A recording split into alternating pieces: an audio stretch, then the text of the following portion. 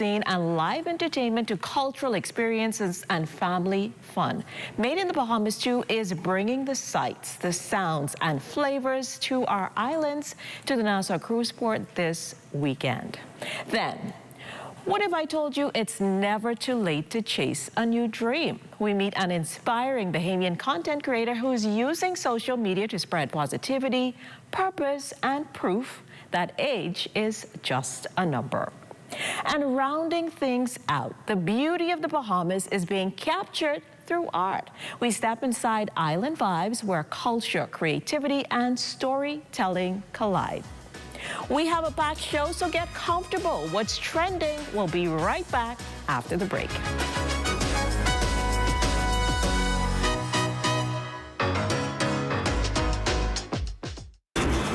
Oh, isn't that nice? Wait, you missed it?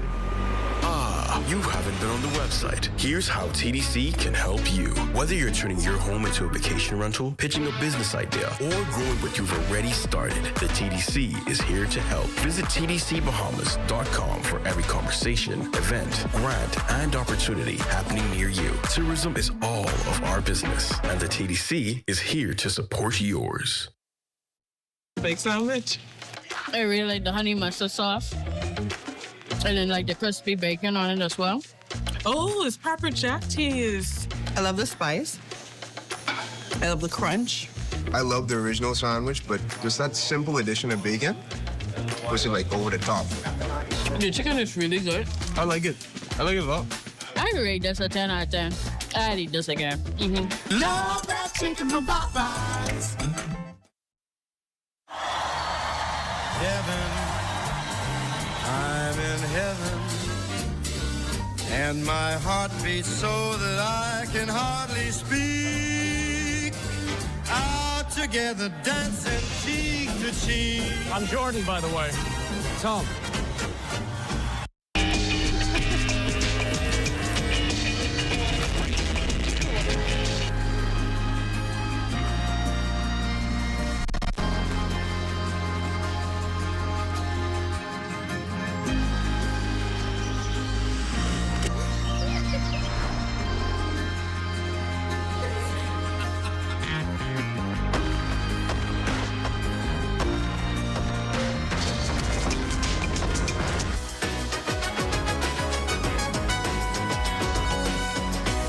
Welcome back. There's something special about coming together to celebrate our culture, our people, and the incredible talent that makes us Bahamians unique. This weekend, Made in the Bahamas 2 returns to the Nassau Cruise Port, promising an unforgettable experience filled with authentic Bahamian food, music, art, culture, and entertainment for the entire family. Joining us now to tell us about it are Stefan Roll, the brand representative for Collect, and Aisha Roll, assistant events manager at the Nassau Cruise Port. Welcome to What's Trending. It's so exciting to have both of you here with us. Hi, how are you? I am great, and you look great, so I know this is going to be a dynamic event. So, for anyone hearing about Made in the Bahamas 2 for the first time, Stefan, give us the elevator pitch. What is this festival all about? Why has it inspired Commonwealth Brewery to bring it back for another year? Well, Made in the Bahamas is one of those events that really celebrates everything that's made in the Bahamas, literally. And we're so excited to partner with the Nassau Cruise Port about this, when you talk about Made in the Bahamas, what comes to mind? Collect. All right. Our beautiful entertainers, our amazing food, our all-inspiring culture. So Made in the Bahamas is our own way of partnering with the cruise port, partnering with artisans, with food chefs, with even bar operators, and how we blend everything that's really unique to the Bahamas, what's made in the Bahamas. I like that, I like that. So when someone walks through the gates on Saturday, what do you hope is the first thing they experience or feel?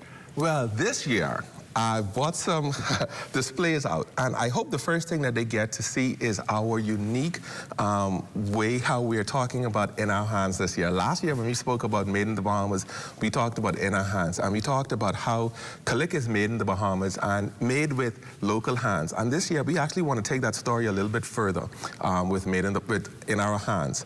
We want to talk about how our culture, how our conservation, how the cowbell, and when we say the cowbell, we don't mean necessarily Junkanoo, but we actually mean the way we walk, the way we talk, the way we do our little, when you see a Bahamian in foreign, as we say.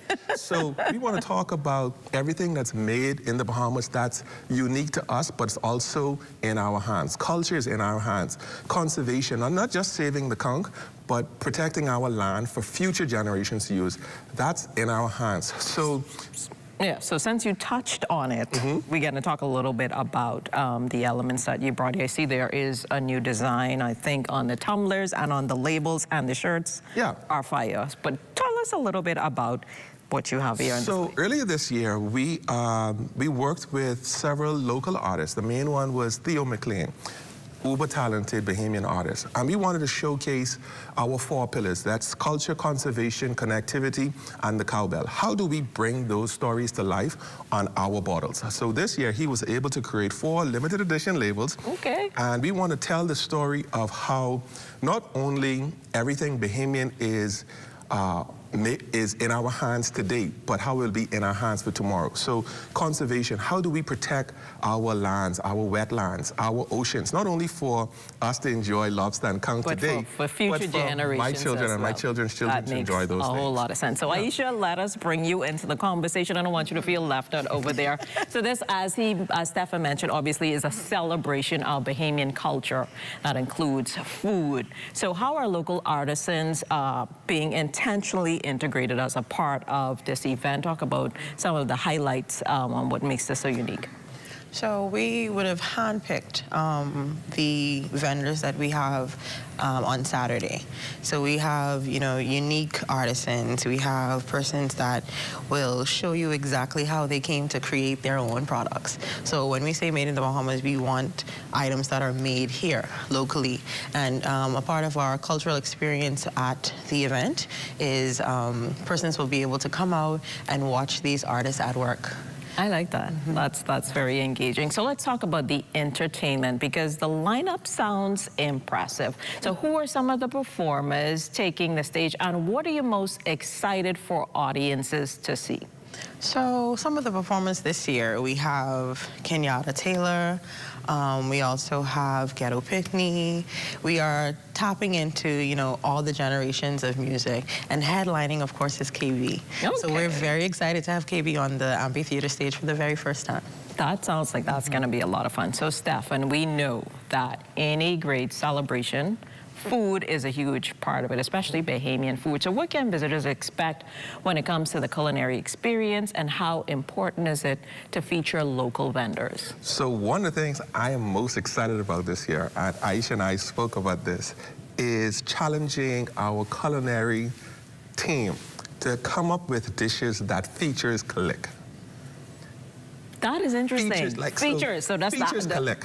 So it ain't missing in there. It's a key element in the dish. It's a key element there. Okay. When we have a conch fritter, a part of that is also going to be Kalik. So Kalik has an awesome portfolio that includes our radler lineup, so mango, guava, lychee, and those are just, mouth-watering flavors. So if you can put that in a duff, in a conch fritter, in a... Okay, I like where that is going. I'm too excited for it. I shouldn't be, but I'm too excited. So, Aisha, the Nassau Cruise Port has become such an iconic destination. So why was this venue the perfect one for an event like this? Well, Nassau Cruise Port is the place to be. Definitely. But where else would you put an event this immense, this full of culture? We are the #1 gateway for passengers in the country. And we have, stood on the fact that the amphitheater was created for locals, for local talent. And we couldn't think of anywhere else but at the Nassau Cruise Port. Sounds like a great combination. So, Stephen, Commonwealth Brewery has had a long history of supporting Bahamian communities. So why is investing in events like this, Made in the Bahamas 2, so important to the company? Just goes on our pillars, in our hands. We believe investing in culture, investing in protecting our oceans, investing in the next generation of artisans and entrepreneurs is in our hands. So we want to walk the talk, or walk the walk and talk the talk, so to speak. So us doing this is just who we are, who we've always been for. Happy to announce this is our 40th anniversary, so who we've been for 40 years. Wow, so happy anniversary in advance. Thank you. Well, it's been a pleasure to have both of you here with us. Thank you so much, Stephen, Aisha, and I know that this event, even though you only gave us a preview, it was enough to give us a good idea that it's going to be something fantastic. So the greatest success on the festival this weekend, and I know that it will be a whole lot of fun. Thank you. Thanks again. Don't go anywhere. When we come back, we'll meet a remarkable Bahamian who's proving that creativity has no age limit. Stay with us.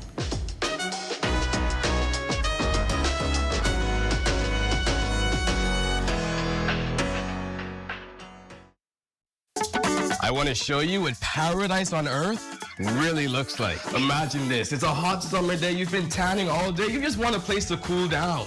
This 2-bedroom, 2-bathroom villa sleeps up to 6 people with a fully equipped kitchen and living room. And if you're looking for relaxation, look no further. Now the food, the pool, and the drinks are nice, but summer's coming up. Summer's coming up, and you need to get that body in check. Here at the Paradise Island Beach Club, they have a fully equipped 24-hour gym, ensuring that summer body is in check. We went down to the beach for a little bit. Very relaxing. Definitely gonna come back. Always have a good time at the pool bar, always have a good time at the pool, and then, to be able to walk down less than a minute walk to the beach is unbelievable. Just like these drinks, life really is sweet at Paradise Island Beach Club. Cheers to that.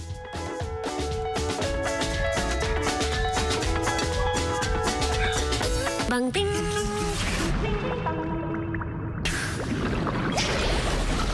Ding bang ding. Ding ding dong. Dum dum dong.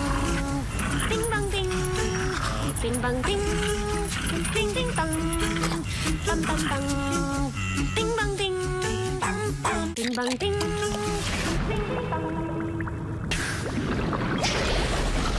Ding bang ding. Ding ding dong.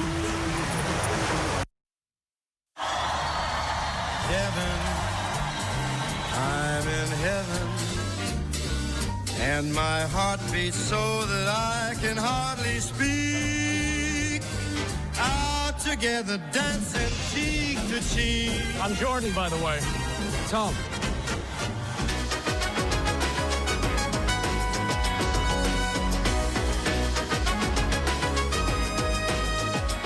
They say it's never too late to chase a dream, and our next guest is living proof. While many think of social media as a space dominated by younger generations, Mrs. Beverly Wallace Whitfield has carved out her own lane, building a community through authenticity, positivity, and meaningful storytelling. She's showing us that creativity has no age limit and that it's never too late to embrace something new. Mrs. Wallace Whitfield, welcome to What's Trending. It's such a pleasure to have you here with us. Thank you. Nice to be here. Wonderful. So for those who may be discovering you for the first time, tell us a little bit about yourself. How did you get into this journey of content creation? I don't know, it was something that I always wanted to do, because I felt retirement shouldn't be a time when you really retire. Okay. You should still be of service to people in your country. And I thought about it and decided I would go forward with it. Awesome. So social media is intimidating, even for younger persons. What was it like learning in this new world, and what surprised you the most? I think we better stop because I didn't hear all of that. So content creation is a new world altogether. So what was that like, getting into that world of content creation, and what surprised you the most about it? Actually, it wasn't a big surprise, but the main thing was that I had to do it, and I had to get among the people who knew how to do it. And I was very fortunate in connecting with a young lady who was in her 20s, and she showed me what to do. I was doing it the old-fashioned way of talkie, talkie, talkie, talkie. And she said, no, a person's attention span is short. So be quick, get in there and make your message and get out. That makes a lot of sense. So, Ms. Bev, as you're called on your page, your content is filled with warmth, wisdom, and positivity. What messages do you hope that people take away every time they see a video? Well, the intention originally was to do with good manners, because I thought we were dropping in that field, generally speaking. And I want to get that across. And etiquette and all of those things are important too, because we know that you are known as the lady that ensures that everything is well put together, and this is just definitely something new. So has content creation changed anything about you? No, it has, in the sense that it has made me come into the 21st century. I'm doing things that I normally would not have done in the past, it is true, and I'm using social media to reach the persons that I don't see, because in a sense I'm confined to barracks at home. I understand. So you get an opportunity, as you just mentioned, to connect with so many different generations. So what has younger followers taught you, and what do you hope they learn from you? I hope that they will learn that age is just a number, and that we can teach them things, that there's still good manners to be learned. It'll take you anywhere in the world. And if you remain crass and uninteresting in your approach to things, you won't get very far in life. That's definitely good advice. So is there a particular video or interaction with a follower that touched your heart and reminded you why you keep creating? I wouldn't say it's a particular one, but I will tell you about this that happened just a few days ago. This lady held up her handbag and she said, "We don't put our handbags on the table because it's not part of the menu," quoting me. And I thought, well, you know, this is so true. And at least she learned that, and maybe she'll pass it on to somebody else who will learn it and do it. Well, that's definitely good information, Miss Bev, as we know you. Thank you so much for joining us this evening on What's Trending. Your story is a powerful reminder that obviously purpose has no expiration date, and it's never too late to learn, to grow, and to inspire others to embrace a new adventure. So thank you for having me so much for joining us. Well, our last conversation reminded us that inspiration can come from any generation. Now we're shining the spotlight on the next generation of leaders, students whose commitment, determination, and excellence have set them apart. The tassels have been turned, the diplomas have been earned, and now it's time to celebrate excellence. We're recognizing the valedictorians and salutatorians from Huntley Christie High School in Andros and Admiral Ferguson Senior High School in Crooked Island. Congratulations to these outstanding graduates. Congratulations to the class of 2026 valedictorian and salutatorian. Your hard work, dedication, and perseverance have earned you this outstanding achievement. As you begin this exciting new chapter, may your future be filled with continued success and limitless opportunities. Our sponsors salute academic excellence and proudly join in celebrating your remarkable achievement.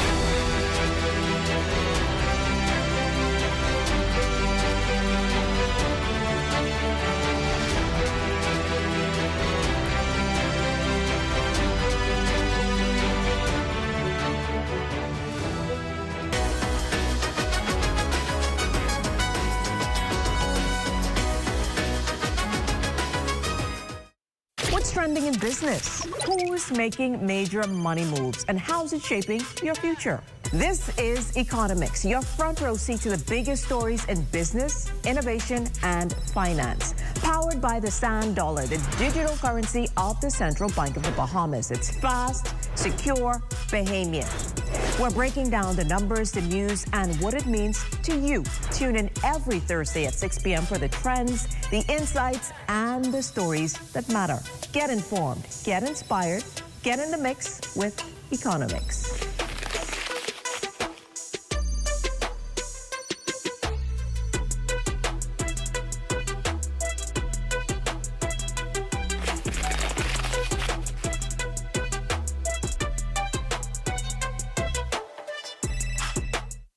Sunsea, good friends. And bold new flavor has arrived in the Bahamas. Introducing the new Jalapeno Ranch Cheeseburger. Spicy jalapenos, cool ranch, fresh Wendy's beef, one perfect balance. This isn't a heat you run from, you enjoy it. Bring the heat. Keep the cool with Wendy's new Jalapeno Ranch Cheeseburger.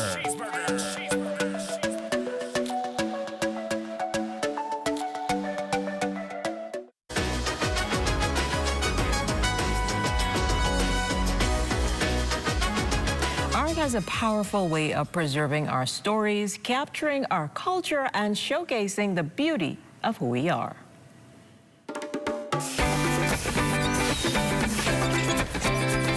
Culture and Color, presented by Dungaluk Studios Art Gallery. A new exhibition, Island Vibes, is bringing together the work of talented Bahamian artists to celebrate our identity, creativity, and island life. Joining us now is one of the featured artists and the visionary behind the collection, Bahamian artist, art director, and art educator, Moya Strawn. Moya, welcome to What's Trending.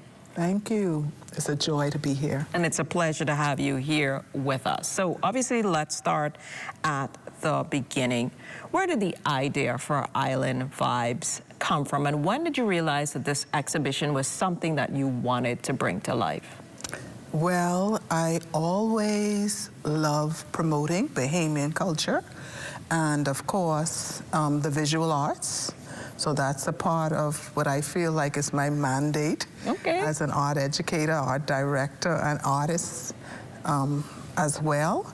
So it came to my mind that the fact that we're celebrating independence, and it would be great to put on a cultural art exhibition with collaborating a group of Bahamian artists who obviously paint a lot of pictures we have stuff from abstract to realism, impressionism, but most of them focus on the brilliant colors that we see here in the Bahamas, but not only just the colors, but telling the story of how we live and function every day in our lives. And speaking of telling a story, the name Island Vibes immediately paints a picture. So what does the phrase mean to you? And how does it reflect what visitors will experience when they walk into the gallery? Island Vibes focuses on things that we do here in our Bahamian islands. Okay. Not just the food we eat, not just the things that we do every day, but it also focuses on our celebrations.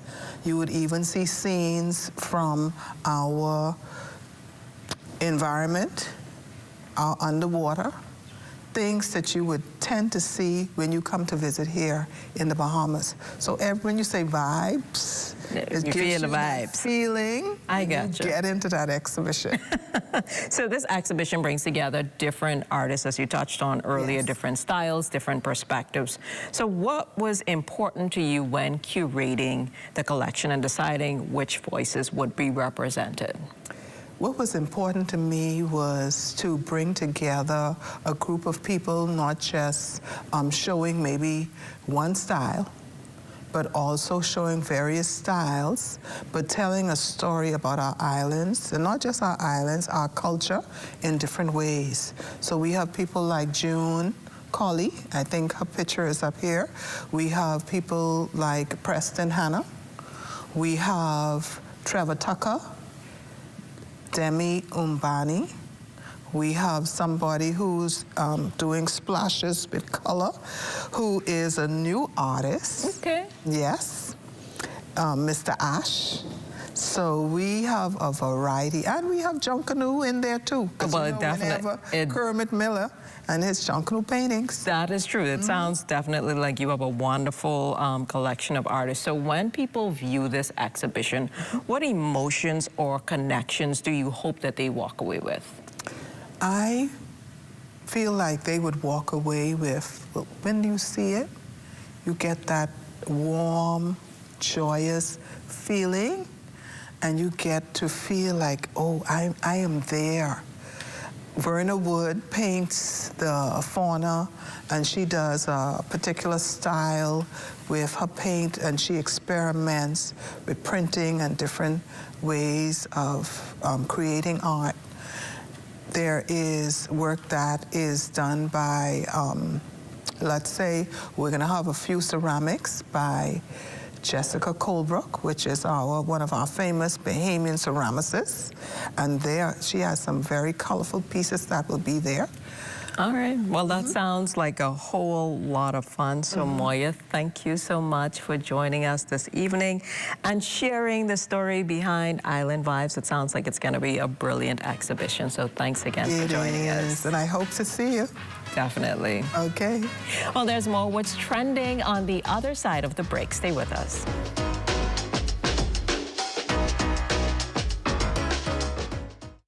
I don't know, but there's all kind of cars in the park. You ain't even know where to park. Yeah, that's not parking. Look at this way. Like, you ain't get nowhere to go. Don't park him. Just don't park him. Don't park him again. That's on the gas. No, man, you can't park him on the gas. I ain't gonna be that long. I ain't gonna be that long. On the gas, watch it. Boy, what's going on, dog? I tell you we shouldn't park here now. This way parking. I tell you we shouldn't park here. Don't get one of these things.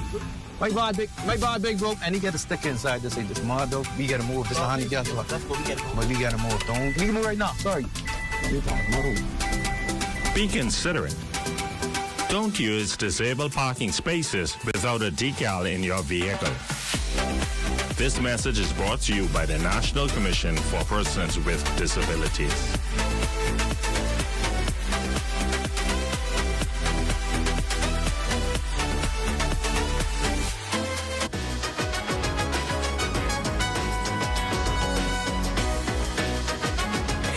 Back isn't always easy, but it's always worth the journey. This Wednesday, hear an inspiring comeback story of resilience, sacrifice, and the drive to represent the Bahamas at the 2026 Commonwealth Games.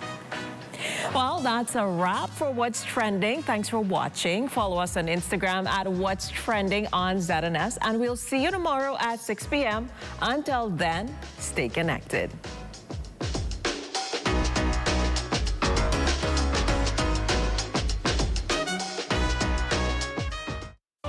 At Bahama Boulevard, I'm Sean Innes. This is ZNS.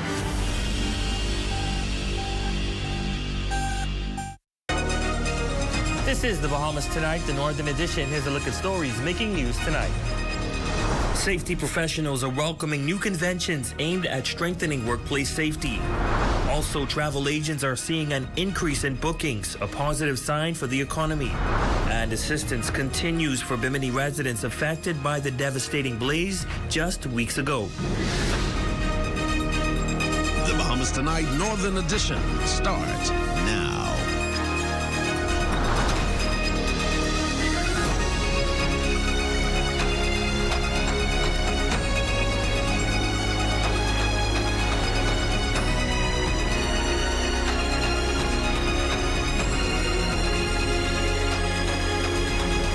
Good evening and welcome to the Bahamas Tonight, the Northern Edition. I'm Ramiko Knowles. Thanks for joining us. Topping news tonight, the Bahamas is taking a major step toward improving workplace safety after ratifying key international labor organization conventions aimed at strengthening protections for workers. The move comes amid growing concern over a number of serious workplace accidents this year, prompting renewed calls for stronger law, better enforcement, and greater accountability. Raven Davis leads us off tonight. For years, safety advocates have called for stronger protections for workers following a number of serious workplace accidents. Now they say the ratification of key international standards could be the turning point the Bahamas needs to build a safer work environment. They will set a framework for the country with regards to our national system for occupational safety and health. And this will make sure from a national level, we are addressing worker protection and safety. Vice President of the Bahamas Association of Safety Professionals and Principal Consultant at Jennings Environmental Safety and Security, Eustacia Jennings, says while the Bahamas already has a Health and Safety at Work Act, the legislation has lacked the supporting regulations needed to fully protect workers. She says ratifying the ILO conventions could help establish those missing standards. It provides a framework on how to go about designing such a system nationally. And so it will give a national policy. It will set out national programs and also even national databases, etc., for addressing workplace accidents and finding corrective actions. The government says it will spend the next 2 years aligning Bahamian labor laws with the newly ratified conventions. Jennings believes one of the first priorities should be establishing the Health and Safety Council, a body already provided for under existing legislation, but never formally created. And it will be made of various stakeholders from the government, from various entities, safety professionals, from the Bahamas Association of Safety Professionals, etc. And because you need all these persons to buy in to make sure that whatever is presented and whatever is established for the country, that it's something that takes everybody into consideration. The ratification comes as the Bahamas continues to grapple with serious workplace accidents. Earlier this month, police launched an investigation after a worker was injured in a fall aboard an oil tanker in Bimini. Just days later, another workplace tragedy claimed the life of a handyman in a suspected electrocution also in Bimini. Jennings says incidents like these underscore the need for a stronger workplace safety framework. She wants to see the Occupational Health and Safety Administration working more closely with police and other relevant agencies to ensure workplace accidents are thoroughly investigated. They should be the ones on the scene. They should be the ones investigating occupational safety accidents because it's the safety professionals that have the experience and know-how to know exactly from a safety perspective how to prevent these accidents from happening again. For the Bahamas Tonight, the Northern Edition, I'm Raven Davis. Thanks, Raven. Well, summer travel is in full swing, and despite increased costs, Grand Bahamians are continuing to pack their bags. Travel agents say strong demand, competitive fares, and expanded travel options are keeping bookings steady. Our Sherelle Dames has more details in this report. Well, summer is one of the busiest travel times of the year, and this season is no exception. I spoke with travel agents who said that many are locking in their vacation travel plans despite the higher costs. Meanwhile, residents say making memories with families is worth the extra expense. We're several hours away from boarding, so you just can't wait to have a good time. We're going on the Valeria. Valeria is much cheaper. Yeah, it is much cheaper than flying over, and then, we're going over to shop and stuff like that, so. Well, you need a break. You work all year, and, you got to get a break. You got to get off the rock. Bahamas, they gave us a good deal, so it was like save about a few dollars here. I just want to get there fast and it started enjoying. So it wasn't too bad, but yeah, I mean, we can travel regardless of the price. CEO of JAGS International, James Turner, says the increase in travel is being driven by competitive fares and expanded travel options, making it easier for Grand Bahamians to plan vacations and shopping trips throughout the summer. He says the steady demand is another encouraging sign that the island's economy is continuing to trend in the right direction. Western Air has been super because they've always been on time. Well, they've primarily been on time, and there's no baggage fees when traveling with them, so that makes life a little easier. Bahamas Air has been wonderful because, they've been going into Fort Lauderdale and then they added the Orlando route. But I can tell you in terms of going into Fort Lauderdale for shopping, Valeria has been fantastic. We just last week dropped in a sale where it's basically $200 for a round trip ticket. So we saw a lot of traction. We see signs that certainly our economy has not recovered where we ought to have it yet. But we see signs that it is recovering because people are traveling.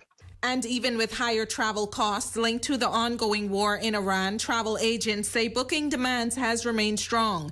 Janice Williams of Going Places Travel Agency says she has continued to see steady bookings for hotels, rental cars, and airline tickets, with travelers taking trips whenever the opportunity arises, rather than waiting for a specific holiday or peak season. Seen an increase going on from, I would say, from about March, and it's been a continuous flow from then up until now, which is really good for us. So I guess they're not really putting a date on when they choose to travel. Whether by air or sea, travel agents say vacation plans are continuing to keep the industry busy as travelers finalize their summer vacation plans. For the Bahamas Tonight, the Northern Edition, I'm Sherelle Dames.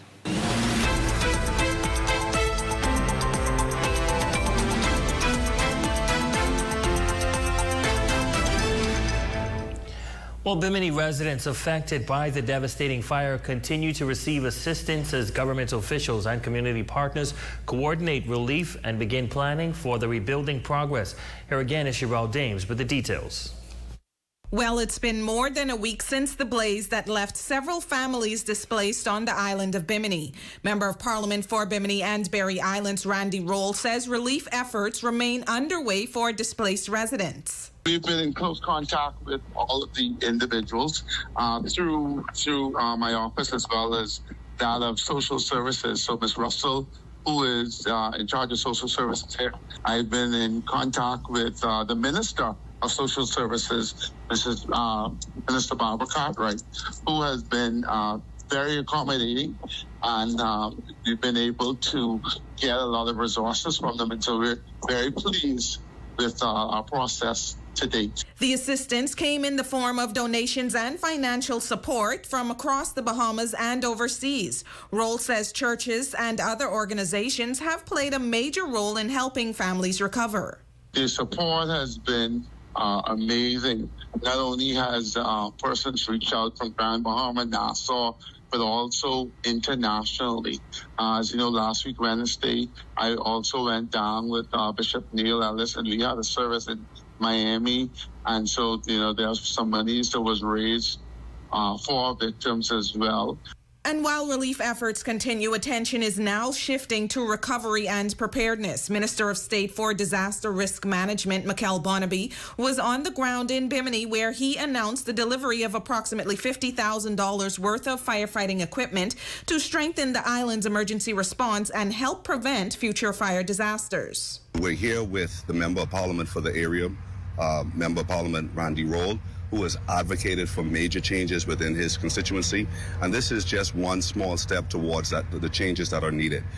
With our firefighting apparatuses that we have, that we're now handing over to the administrators here, to the police here on this island, to ensure that they are in a much better position to fight fires should the need arise. The value of the assets that are presented here, firstly, I would like to say that it's priceless. The range is about $50,000 approximately. Now, Roll says this is just the first of several initiatives expected to roll out in the coming weeks as government agencies and community organizations continue working together to help affected families rebuild and strengthen disaster preparedness across the island. For the Bahamas Tonight, the Northern Edition, I'm Sherelle Dames. Well, speaking of community organizations, collaborative philanthropy begins at home. This quote is what Deputy Director of Urban Renewal, Kirkland Russell, says prompted Urban Renewal of Grand Bahama, local churches and local businesses to partner and support families impacted by the recent fire in Bimini that left them displaced. People of this country are hurting. Then we come together to show the strength of this Bahamas. We want to unify and let the people know in Bimini and across our archipelago that we are here for them. We here on Grand Bahama believe that collaborative philanthropy begins at home. When there is a disaster, the response must begin at home.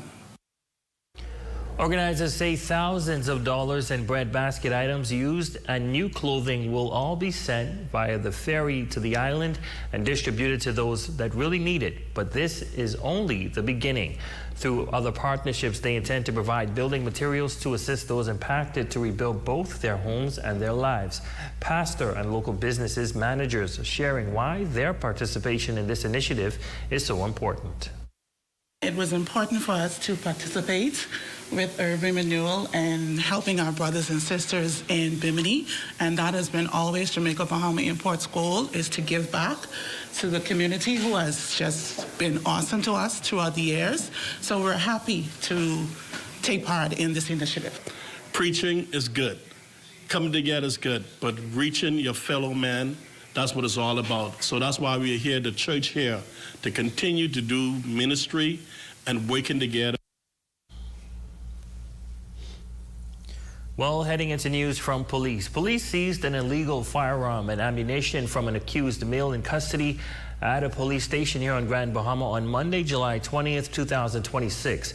Preliminary inquiry indicate that it was shortly before 3 p.m. when officers escorted 4 accused individuals from court to a police station where standard inmate body searches were conducted on each person as part of the established safety procedures. It was during the search of a 21-year-old accused male, officers discovered a firearm along with a quantity of ammunition concealed in his possession. He was subsequently arrested, cautioned in relation to the discovery, and is expected to face additional charges. The matter remains under active investigation by the Anti-Gang and Firearms Investigation Task Force. Still to come. A program designed to prepare young people for innovative career paths. That story, sports, and more when we come back.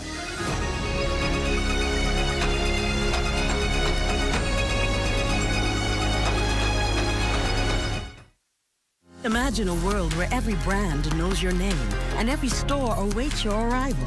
Elite shopping, travel where luxury is a lifestyle and every journey feels like home. Dine where every flavor is just for you, every table reserved, and every moment a taste of perfection. Make every big moment even bigger. Experience banking where wealth isn't just managed, it's maximized. Step into a world without limits. Commonwealth Bank, leader in personal banking services. Come on down and see what Dolly Madison has in store for you. Renovate and rejuvenate at Dolly Madison. Dolly Madison. Cabinets play a major role in both the function and appearance of your home. To keep them looking their best, wipe spills as soon as they happen and clean surfaces regularly using a soft cloth and mild soap. Avoid hanging excessive weight on cabinet doors and periodically check hinges and hardware to make sure everything stays secure. With proper care, quality cabinetry can continue looking beautiful and performing well for many years to come. Quality products deserve quality care. Cornet Bahamas. Save more drugs. We got you. From cosmetics to prosthetics, what you need for your family, the brands you're looking for, the quality you expect, the prices you need and deserve. Feel the love. Save more at Save More Drugs. Have the following supplies on hand at the start of the hurricane season. A minimum 3-day supply of water, which provides 1 gallon of water per person per day. Minimum 3-day supply of non-perishable food items. flashlights, and extra batteries. A battery-powered radio to receive broadcasts that will keep you informed of the storm. A first aid kit, a 7-day supply of any prescribed medication. Don't be caught off guard this hurricane season. Be prepared. Your number one team in the North. Only the sun covers the Bahamas better. Welcome back. A program designed to prepare Grand Bahamas youth for careers in innovation, business, and technology is set to launch in the coming weeks. Minister for Grand Bahama, the Honorable Ginger Moxie, recently unveiling plans for the Young Innovators Club, an initiative under Innovate 242 that will pilot on the island beginning in September of 2026. Now, ahead of the launch, organizers will embark on an island-wide engagement tour of schools and youth organizations to recruit participants and introduce students to the opportunities the program will offer. The program will target young people between the ages of 15 and 25, cultivating a new generation of innovators, entrepreneurs, creators, environmental stewards, and leaders. Participants will engage in structured 8-week programs built around 5 pillars: technology and digital innovation, environmental sustainability, entrepreneurship and business development, arts, culture, heritage, and boat building development. Minister Moxie says the club will host regular meetups at the Innovate 242 incubator at the Royal Palm, creating a collaborative space where young people from different schools, clubs, and backgrounds can come together to develop ideas, solve real-world problems, and build innovative solutions. The program will culminate in an annual Youth Innovation Challenge. Participants will present solutions to community challenges and compete for support to bring their ideas to life. Through Innovate 242, the Young Innovators Club, we are not just preparing young people for the future. We are giving them. Well, Heroic Concrete and Concrete Products has partnered with Reach Out Ministries to launch Phase 1 of the Reach Out Youth Center to help kickstart construction. Heroic Concrete donated 1,000 blocks toward the project. The company is also encouraging other businesses and organizations to join the effort by contributing materials or resources to help bring the vision to life. Like he said, 1 block, 2 block. If you want to purchase 100, you want to purchase 1,000, you guys can just come out and purchase it. Me, I'm actually a part of Reach Out in somewhat way. They're actually the church part. You understand? And I've watched Dudley side through the years, and we really see what he's been doing to the community. And I just want to encourage everyone to be a part of what's going on. Grateful for the generous donation from Heroic Concrete and Concrete Products. Reach Out Youth Organization President Dudley Sade shared the donation. Accounts have also been established at Kelly's, Bullard Plumbing, and Third Dimension. He is encouraging residents and businesses that when making purchases for themselves to also consider buying an extra item to donate toward Reach Out Youth Center and help move the project forward. First step, but I want to say a special thank you to them for just partnering along with us to see us get this first phase going. I know we have a lot of corporate Grand Bahama out there. I really need your help to see this dream to become a reality. Like I say again, during Hurricane Dorian, we've been affected repeatedly over and over, but this is going to be a safe place for people to come. Well, with the Atlantic hurricane season underway, the Grand Bahama Chamber of Commerce is encouraging businesses to review and update their disaster preparedness plans now, stressing that preparation can make the difference between a quick recovery and a prolonged setback. The Chamber recently hosting a disaster preparedness workshop aimed at equipping the island's business community with the tools and information needed to remain resilient before, during, and after a storm. Chamber President Ralph Hepburn. All of our agencies are on one page in terms of preparing to ensure that we understand that is planning. We have to make sure we properly plan. We assess properly. We know how to respond and recover throughout the whole process. Businesses need to understand that if you don't put these things in place, there's a possibility that you might not be able to get up and going after the storm. And then your losses during the storm could be worse if you don't put these mechanisms in place. The president also says the goal was to ensure businesses are informed and prepared, particularly given Grand Bahama's history of severe hurricanes. Now, the workshop will feature presentations from a number of industry experts, including representatives from the Department of Meteorology, the insurance sector, and the Disaster Risk Management Authority, who shared valuable guidance on weather preparedness, risk reduction, and business continuity planning. Meanwhile, first-year Grand Bahama Chamber of Commerce Director Alexandria Thompson says she is encouraged by the strong participation from the business community. We talked about having that plan in place, having your employees know the plan, sharing the plan with not just your employees, but also with your customers and your business partners. I think every single hurricane teaches us something different. And this particular event is just reminding them that even though you have a plan that you would have put in place from last year, after every storm, there's always some time to review, something to add, because there's more things that we're learning to make recovery so much easier. We salute our Facebook friend of the day, Nishi Ewing. Thank you so much for your support, and we hope that you are enjoying your day. And that does it for this portion of the news. Be sure to stay tuned. Shane Stubbs has a check on sports when we come back.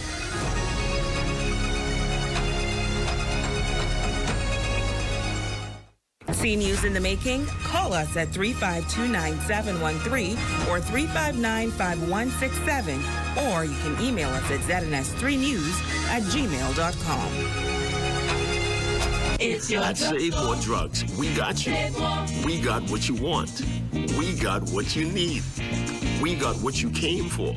The quality you expect. The prices you need and deserve. Save more at Save More Drugs.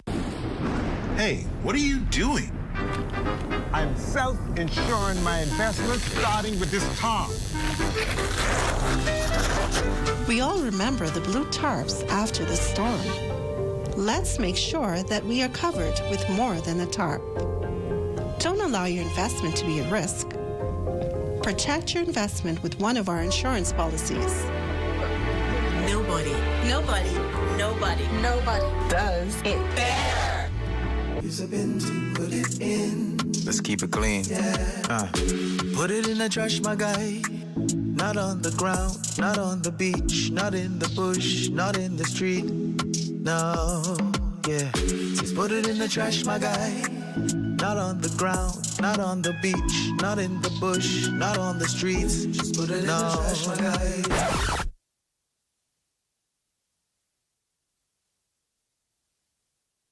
Bombastic side-eye. Criminal offensive side-eye. Put it in the trash. Put it in the trash. That's it. Put it in the trash. Just put it in the trash. That's it. Just put it in the trash, my guy. Not on the ground, not on the beach, not in the bush, not in the street. Just put it in the trash, my guy. Yeah. Just put it in the trash, my guy. Yeah. We just gotta keep Grand Bahama clean.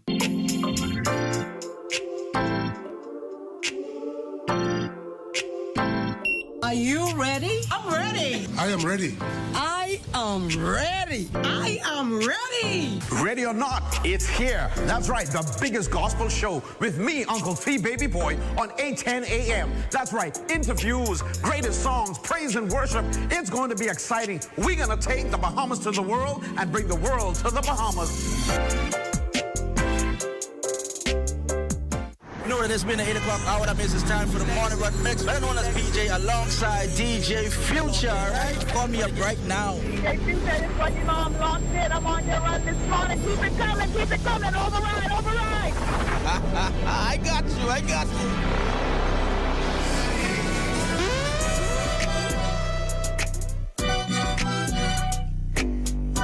The morning run mix with DJ Future.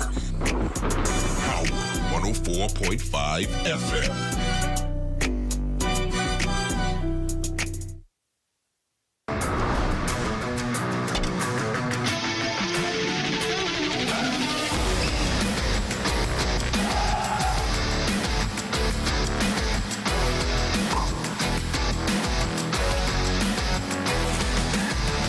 Welcome to the ZNS Total Sports Cave, everyone. I'm Shane Stubbs. The Just Girls basketball camp wrapped up on a high note.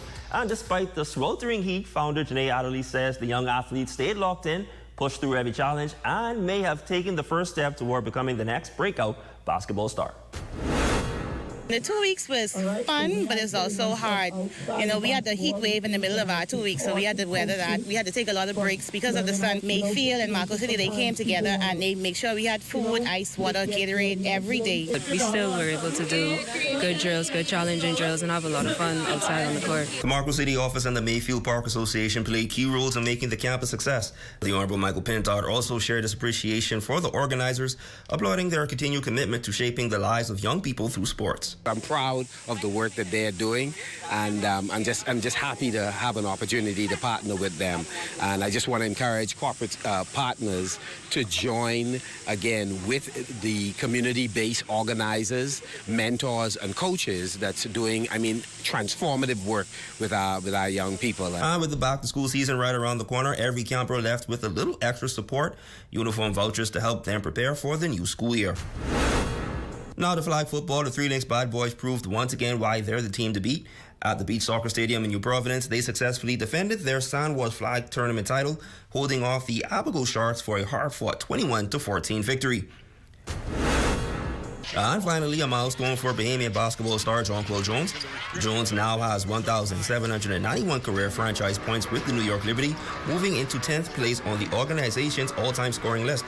The milestone came in dramatic fashion as the Liberty escaped a thrilling 99-98 victory over the Dallas Wings. Jones recorded another double-double, finishing with 14 points and 10 rebounds. Now the victory improves New York to 14-12 on the season, with the Liberty set to take on the Chicago Sky on Wednesday evening. And that's my time. What's your local forecast is next? I'm Shane Stubbs. Even in dark times, keep the hope alive. Tonight's weather forecast is brought to you by Royal Star Assurance. Cause it's so beautiful.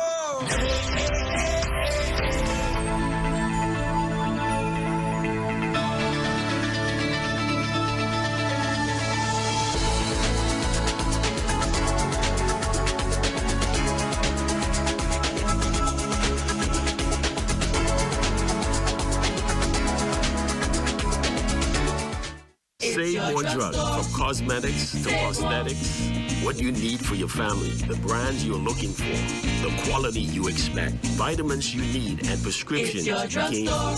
Feel the love. Save more at Save More Drugs. Melinda Whitney, teaching diary. One of the most damaging words a child can hear from a parent isn't a curse word. It's this one, disappointed, especially when it's used as a label and not a lesson. When a child hears, I'm disappointed in you, they don't hear correction. They hear, I'm not enough.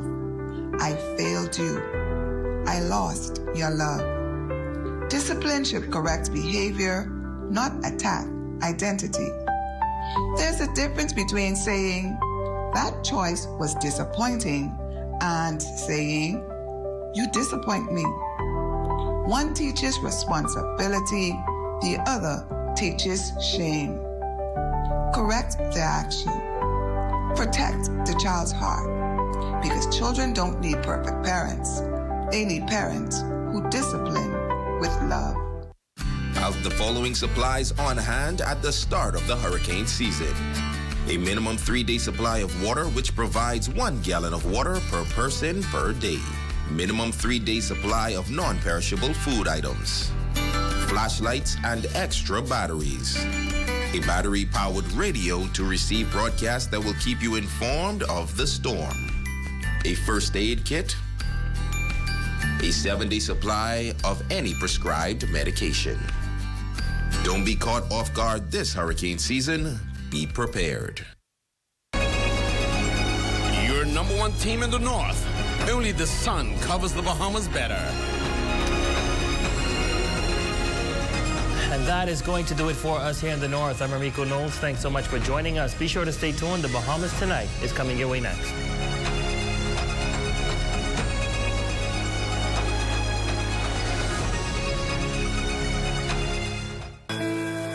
Abuse, domestic violence, suicidal tendencies, Are you being stressed out from these problems?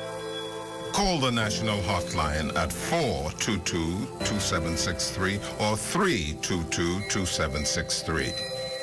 There are trained social workers available 24 hours to help you. Know that you are not alone in this. Yo, it's Iman, the one and only, and I want you all to tune into Entertainment Fridays on Access Now every Friday at 7:30 p.m. Who knows? Your favorite Bahamian artist might end up showing their face. But you gotta watch to find out.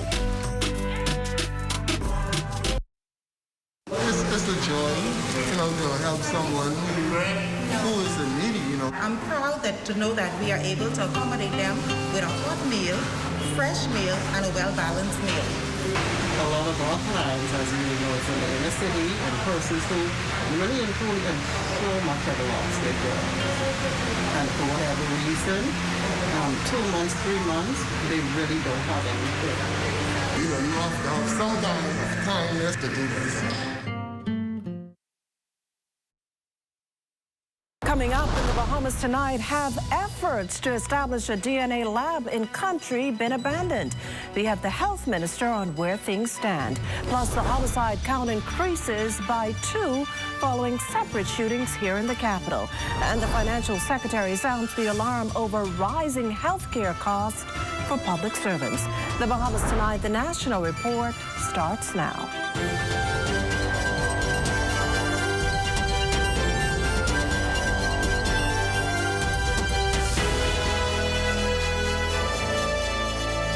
Good evening, everyone, and welcome to the broadcast. For over a decade, the idea of a local DNA laboratory has been part of the national conversation.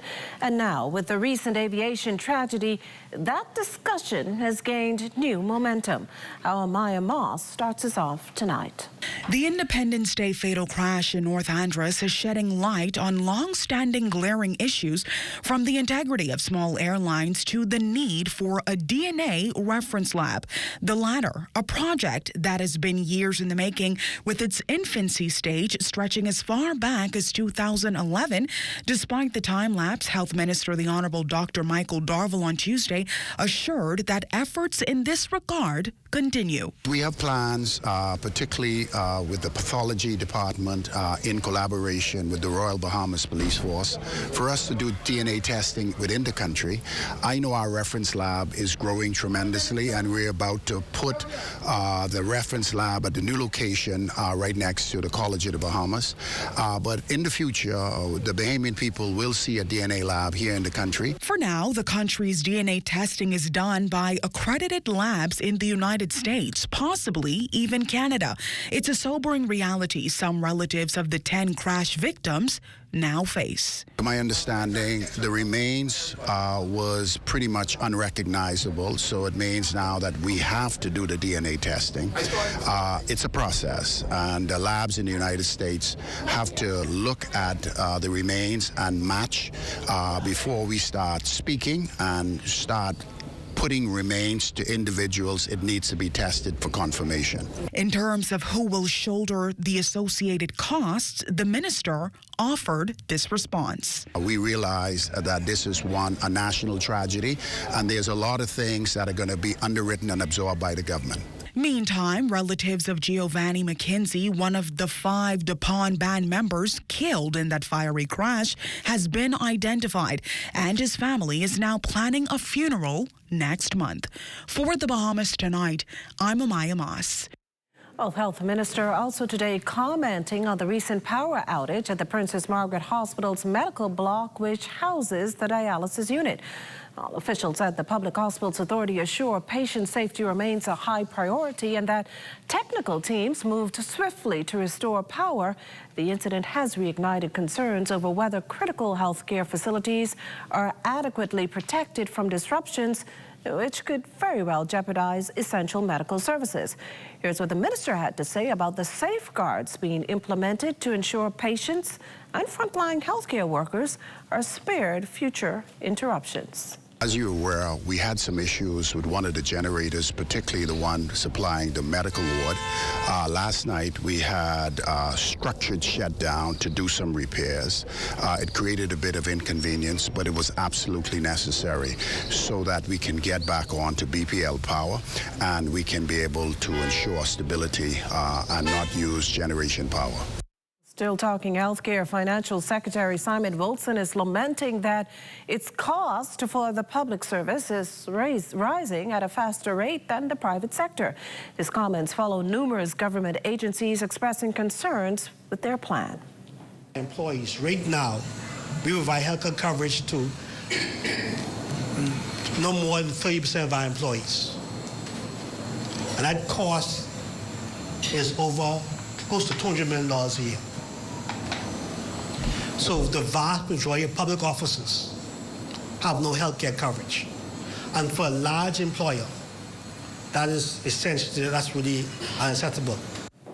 Back in May, Finance Minister, the Honourable Michael Alkidis, announced that the government will introduce comprehensive health insurance plans for public officers with 3 plan options based on healthcare needs and income level. Wilson adds that a contributory plan will help offset the cost of the original legacy plan. So our legacy healthcare plan that we have in place is a non-contributory plan, i.e. the government pays 100% of the cost, which is really not market-based in the current world environment. In other news tonight, a national program is underway to repair and upgrade several bridge structures. We get more in this next report from our Desmond Saunders. A video circulating on social media appears to show the deterioration of a local bridge, sparking questions about the safety of the country's bridge network. While Bridge Authority General Manager Basil Longley admits to watching the video, but he did confirm that the majority of the nation's bridges are regularly inspected and monitored. Longley says the government has already identified several aging structures needing replacement or major rehabilitation. 3 in Exuma, 3 in Andros, 1 in Eleuthera, the glass window bridge, and the bridge which you showed me, which is on Arawaki, I think, extending to Silver Key. Right. So there is a plan to rebuild those bridges. Bahamians can expect even more extensive work to be conducted at some of the country's overpasses. There are, repairs to the bridges that needs to be done. Replacement of fenders. Fenders are the wooden protection around the piers. Boats sometimes run into them. We need to know, who was involved in the accident to be able to recover some of the costs for the damages, but in most cases we end up covering that cost. So we're constantly monitoring and assessing things and improving things. So you would see just on inspection, the bridges are in pretty good shape. Meanwhile, closer to home, Longley verifies that 2 bridges linking New Providence and Paradise Island continue to meet safety standards. The Eastern Bridge underwent extensive renovations during the time that the Sydney 48 Bridge was being constructed. So both bridges were brought up to the same standard. We have the bridges inspected, and it's a requirement for insurance purposes. So every 3 years, the bridges are inspected, and engineering report is provided to us that identify any defects with the bridges. The Bridge Authority head says while maintenance never stops, public safety remains a Bridge Authority's top priority. He assures that regular engineering inspections, proactive repairs, and constant monitoring continue to show the country's bridges are structurally sound, leaving motorists with every reason to cross with confidence. Desmond Saunders of Bahamas Tonight. Well, it's only been days since an education task force was launched, but officials say they're already garnering international interest from the United States, Kenya, the Philippines, and Ghana to help fill teaching vacancies across the country particularly on the Family Islands. So says Education's Parliamentary Secretary, Senator the Honourable Keenan Johnson, who also revealed that with a little over a month before a new school year begins, the focus is on ensuring every school has the leadership it needs, with principal assignments being completed throughout the summer. We are looking at what opportunities are available. Our first goal is to ensure that we have the teachers to be able to go on the Family Islands, because we recognize that's where a lot of the shortage is. But certainly, our intention is to ensure that once we've identified those teachers, that they have adequate opportunities and assistance to be able to find appropriate housing on these Family Islands. Coming up, intense investigations underway into 2 overnight homicides. You're watching The Bahamas Tonight, the National Report. Stay with us. Imagine a world where every brand knows your name and every store awaits your arrival. Elite shopping, travel where luxury is a lifestyle and every journey feels like home. Dine where every flavor is just for you, every table reserved, and every moment a taste of perfection. Make every big moment even bigger. Experience banking where wealth isn't just managed, it's maximized. Step into a world without limits. Commonwealth Bank, leader in personal banking services. Long summer, hot sun, people coming over, and nobody feeling like cooking. This summer, wait for the sign. Presenting KFC Summer Bucket, the official meal of the summer.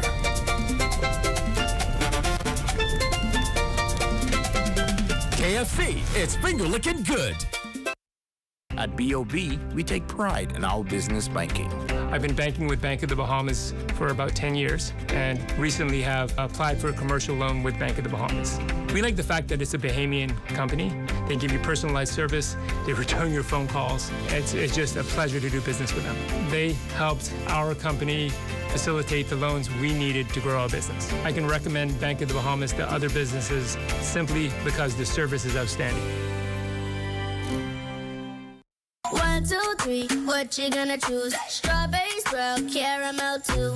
Cookie dough bite, brownies protein. Oreo crunch, make the whole team scream. Gotta be frosty, gotta be Wendy's. Gotta be frosty, gotta be Wendy's. Swirl it, twist it, taste that wave. Gotta be frosty, gotta be Wendy's. Cinnamon toast on a cool vanilla. Chocolate base and the flavor gets bigger. Sweet on sweet, yeah, that's the fun. Better get one, better run, run, run. Gotta be frosty, gotta be Wendy's. This portion of the news is brought to you by RBC Royal Bank. RBC has just the right loan you need with affordable financing. And you're looking at a live shot there of the lighthouse just off Nassau Harbor. The structure built by the colonial government way back in 1817. Welcome back. Police tonight are appealing to the public for help as they look for the gunman behind the country's latest homicides. Both incidents taking place this morning, and as Corval Pyfrom reports, both have left families shattered. Tuesday morning got off to a busy start for crime scene investigators, now probing 2 murders. The first taking place around 2:20 this morning in the Nassau Village area, and then the other later that morning in Yellow Elder. A man believed to be in his late 20s shot fatally during the early morning hours Tuesday in the Nassau Village area.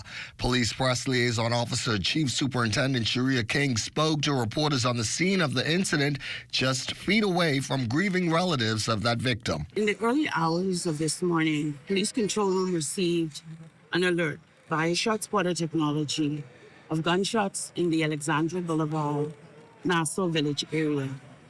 Preliminary information is that the victim was outside a business establishment with a group of men when a masked male suspect approached him, produced a firearm, and fatally shot the victim. Daylight providing a clear view of sand marking the spot where the man took his last breath. We've since learned that he was known to police and had been questioned in connection with several serious offenses. And tonight, a family here on Eaton Road in the Yellow Elder community is left grieving. Their relative, a man in his late 40s, was sitting outside his residence in his vehicle when gunmen fired upon him. The man, who family tells us was 48 years old and a father of 10, was said to be sitting in in his truck right outside his residence when he was apparently shot, though his family insists they heard no gunshots. His wife discovered his body in the vehicle just after 8 Tuesday morning. He was eventually taken to hospital where he was pronounced dead a short time later. As we do, we're asking the general public who have assisted us in the past, and we are grateful for that assistance, to once again assist us in this particular matter. If you have any information in reference to this matter that can assist our investigation, we're asking you to do so. While there's been no indication from authorities that these incidents are related, police are making it clear that their resolve to arresting crime in the country remains unwavering. For the Bahamas Tonight, I'm Corvell Pfeiffer. Meantime, family members are relying on police to help them find 27-year-old Antonio Cartwright. According to a missing person bulletin, the Stapleton Gardens resident was last seen this past Sunday at CBS Bahamas in the Southwest Plaza. Cartwright stands between 5'7" and 5'8" tall, brown-skinned and slim build. Anyone with information that can assist with finding Cartwright is urged to call the Criminal Investigation Department at 502-997-5911 or your nearest police station. Also making news tonight, the Bahamas reaffirms its commitment to sustainable urban development on the international stage following its participation in this week's United Nations General Assembly on the midterm review of the new urban agenda. Minister of Urban Renewal and Community Relations, the Honorable Lisa Ramming, led the Bahamian delegation in New York, but shared the country's presentation with 4 senior officials who highlighted financing, climate resilience, governance, and the unique development needs of Family Island communities. The delegation also showcased the ministry's 30 urban renewal centers across 11 islands while calling for greater access to climate funding and support for small island developing states. Urban renewal officials emphasized the country's commitment to ensuring sustainable development reaches every community and leaves no island behind as the United Nations advances its development agenda through 2036.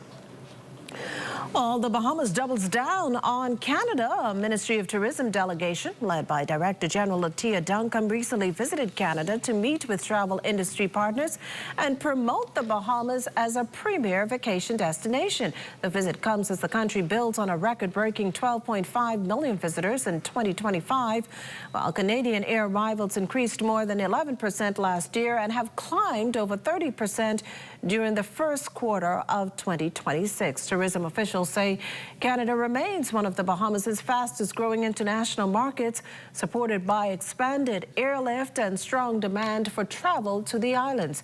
Tourism officials will continue working with Canadian partners to sustain that momentum and encourage even more visitors to choose the Bahamas.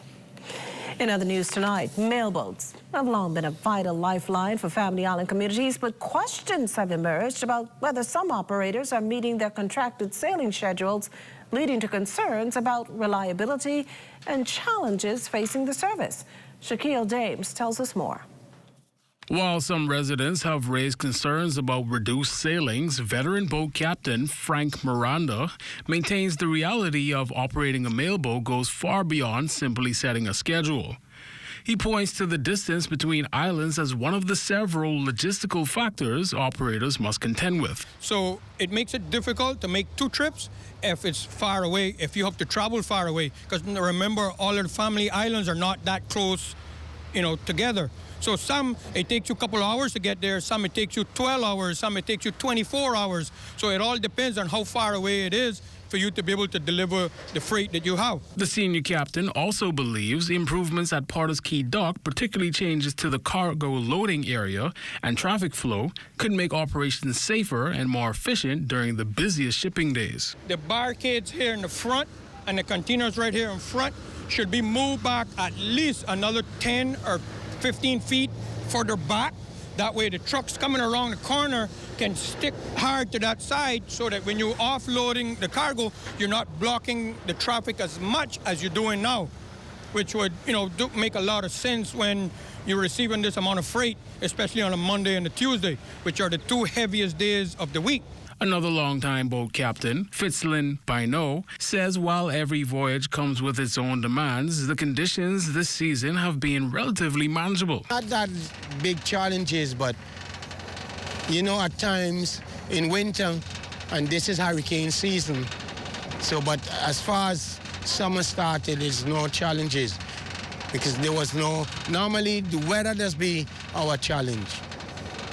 But there's no bad weather as yet. Mailboat operators say that addressing these challenges and other operational concerns is essential to keeping this vital link to the Family Islands operating efficiently. For the Bahamas Tonight, I'm Shaquille Dames. This portion of the news is brought to you by Folk Call Smart Pass, the smart way to pay at the pump. 50 years of nation building, see the legacy we trust. Oh, the water is our lifeline, and the future flows through us. From the pine barrens to the ocean, in the sun and in the dust, we are building for tomorrow, and the future flows through us. Yeah, yeah. Yes, the future flows through us. The Water and Sewage Corporation, celebrating 50 years of nation building. Big sandwich. I really like the honey mustard sauce. And then like the crispy bacon on it as well. Oh, it's pepper jack cheese. I love the spice. I love the crunch. I love the original sandwich, but just that simple addition of bacon was like over the top. The chicken is really good. I like it. I like it a lot. I rate this a 10 out of 10. I'd eat this again. Love that chicken from Popeyes. Throughout our lifetime, we must all make decisions. No matter how we choose, the right one just needs to be made. Like having J.S. Johnson Insurance Agents and Brokers as your insurance partner. We've been serving the Bahamas for over 100 years. Whether you need home, motor, marine, or commercial insurance, make the right decision. Call 397-2100 or visit jsjohnson.com. JS Johnson Insurance. Peace of mind. The internet isn't just for surfing. There's a sea of shoppers buying online, and you can connect with them on Tingsy. Tingsy is the SBDC's online storefront built for Bahamians. Take your business to the next level by selling to customers online, both at home and around the world. People want Bahamian things, and if you got things to sell, sell on Tingsy. Find out how you can connect with a sea of buyers by visiting tingsybahamas.com. Introducing the Focal Smart Pass app that helps you to fuel up faster. Here's how it works. Download the app on the App Store or get it on Google Play and create your profile with payment details. Visit your nearest Shell station. Open the app, scan the pump's QR code. Select your payment amount and begin fueling. Say goodbye to cash and cards because the Focal Smart Pass offers secure and convenient payment options right at your fingertips. Download Focal Smart Pass now and fuel up faster today. Well, flying solo tonight is our Marlena Leonard, who gives us a sneak peek of what's coming up in Access Now. Only the lonely. Yes, it's true, Makisha. This is your captain speaking. We're expecting a smooth flight. We're going to be talking a little bit about everyone's favorite movie theater and what's been going on there. Some live updates from what's been happening at the movies this summer. And then speaking of what's going on, we've got Let's Talk Socials live tonight. Mateus Stewart is in the house with us. We'll be talking a little bit about World Cup and everything else that you've maybe missed this week in the digital space. I see you're changing things up over there, but stay with us. The Bahamas Tonight, the National Report continues after this. Hydrocolonic helped me with my acne. I did 3 consecutive sessions, and as a result, I have better gut health and clearer skin. Even after doing my sessions, I still follow up with at least 1 colonic session a month. If you're struggling with acne, I would definitely say give Hydrocolonic a try. We're having a special. Get 3 colonic sessions at a price of $300. We're located in East Winton area and also in the One West Medical. Give us a WhatsApp at 818-7586 and I'll send you our website link, or you could just visit us at CocoPlumWellnessBahamas.com. The link is also in our bio. The tastiest thing about soccer is sharing it with the whole team, just like the new Ready for Soccer. A delicious lineup of 16 slices and 4 flavor sections. Perfect for sharing from start to finish, even beyond the 90 minutes. Get your team together and dig in, only at Little Caesars. Pizza, pizza. Oh, isn't that nice? Wait, you missed it? You haven't been on the website. Here's how TDC can help you. Whether you're turning your home into a vacation rental, pitching a business idea, or growing what you've already started, the TDC is here to help. Visit tdcbahamas.com for every conversation, event, grant, and opportunity happening near you. Tourism is all of our business, and the TDC is here to support yours. And that does it for the National Report, but Stay Close to Bahamas Tonight continues with Access Now.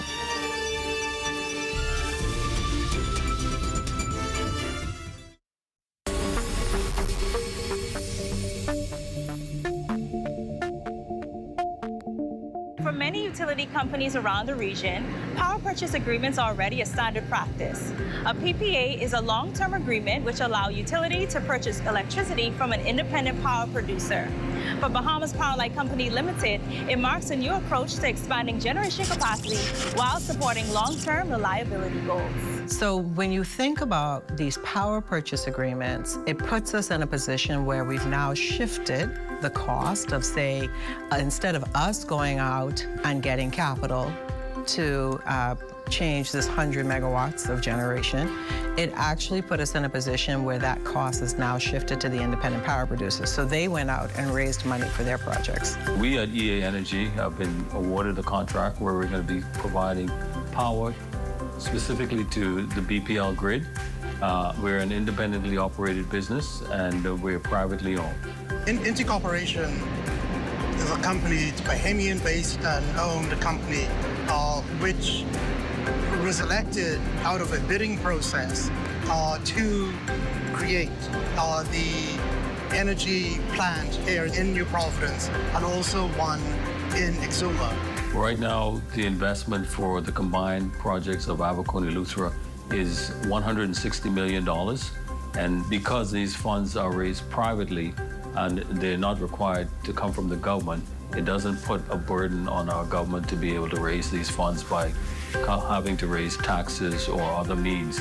On New Providence, this facility, we are looking at about a $30 million build-out of it. On Exuma, again, because of the distance, etc., you're looking at probably another $25 million. Bear in mind that these are still smaller components of the broader energy reform sector that the government has announced, and certainly the demand that BPL requires. Did you know that if a fire starts in your home, you may have as little as 2 minutes to escape? Keep your family and home safe with these few fire safety preparation and prevention tips. Ensure that your home has working smoke detectors. They will alert you if there is smoke and fire in your home. Install a smoke detector on every level of your home, inside each bedroom and outside each sleeping area.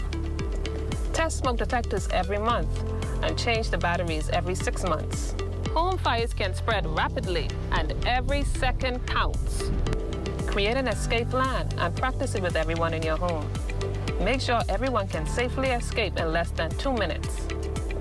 Keep escape routes as clutter-free as possible so no one trips or falls on the way out to an emergency. In addition to smoke detectors, fire extinguishers is an important device to have on hand. To use a fire extinguisher, remember the acronym PASS. Pull the pin, aim the nozzle, squeeze the handle, and sweep from side to side at the base of the fire. We must all do our parts to ensure that our families and homes are safe in the event a fire occurs. On behalf of the Commissioner of Police, the Director of Fire Services, and all officers of the Fire Department, let's work together to help prevent fires, because fire safety is everyone's responsibility, and the life you save may be your own.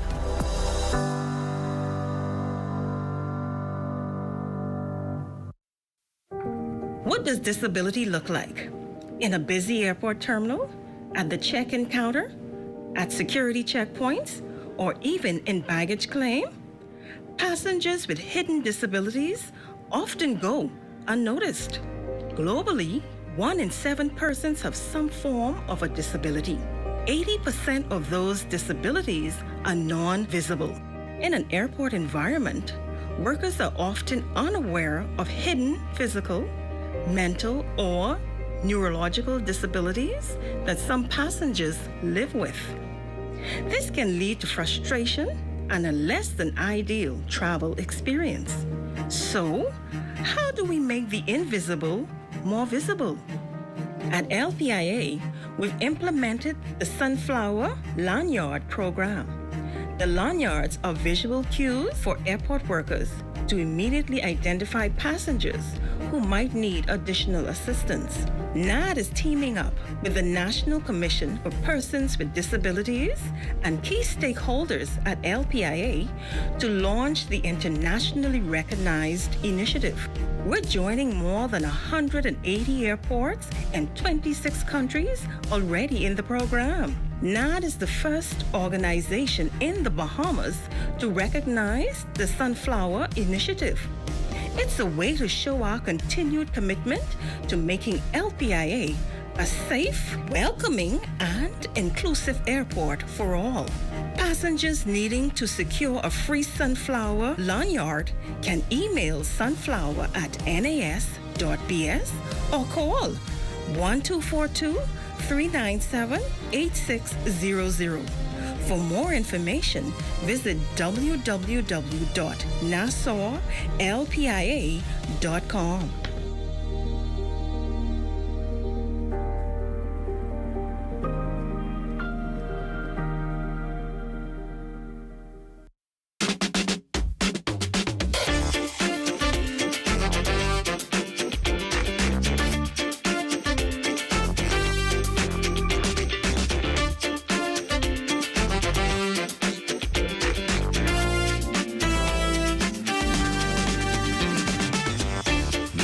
Tonight, Access Now starts now. You're watching Access Now. I'm Marlena Leonard with a look at what's on the lighter side of news tonight. But first, let's get a quick check-in with the weather with our Diane Dorset. Diane, what are the radars saying? Well, Marlena, it's been a hot and relatively dry week so far with high temperatures back in the lower 90s. The heat index will once again flirt with heat advisory criteria, climbing back into the triple digits. But rain chances will make their return this week as an upper level low passes nearby over Cuba. And if there's any rain this week and there's a chance of at least a storm a day, there'll be isolated showers.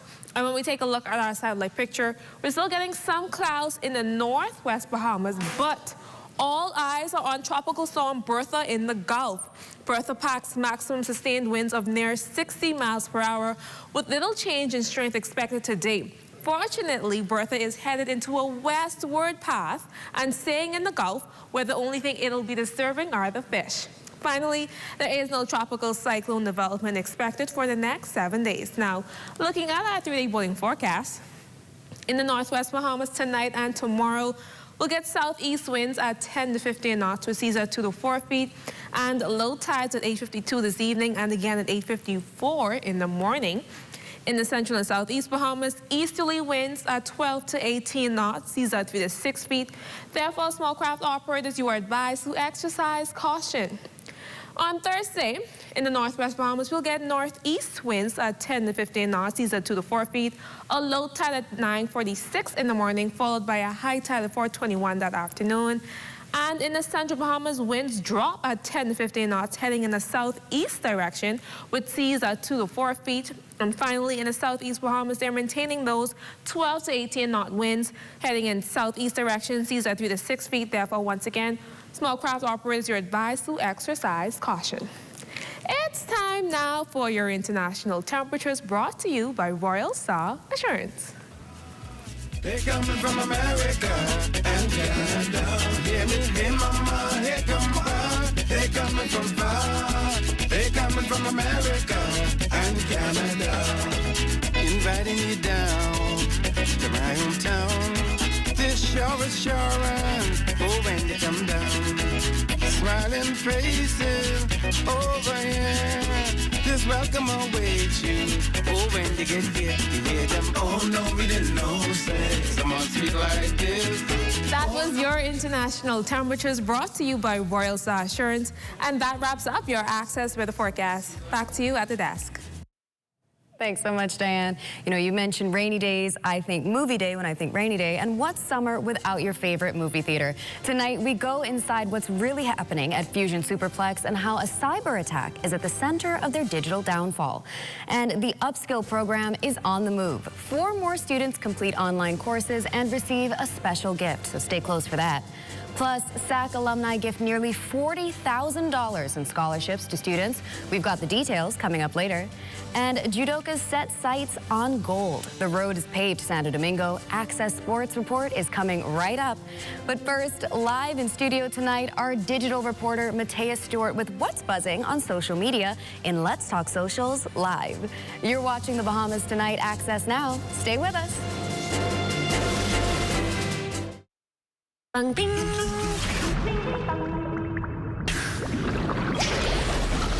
Ding, bang, ding. Ding, ding, bang. Bang, bang, bang. Ding, bang, ding. Ding, bang, ding. Ding, ding, bang. Bang, bang, bang. Ding, bang, ding. Ding, bang, ding.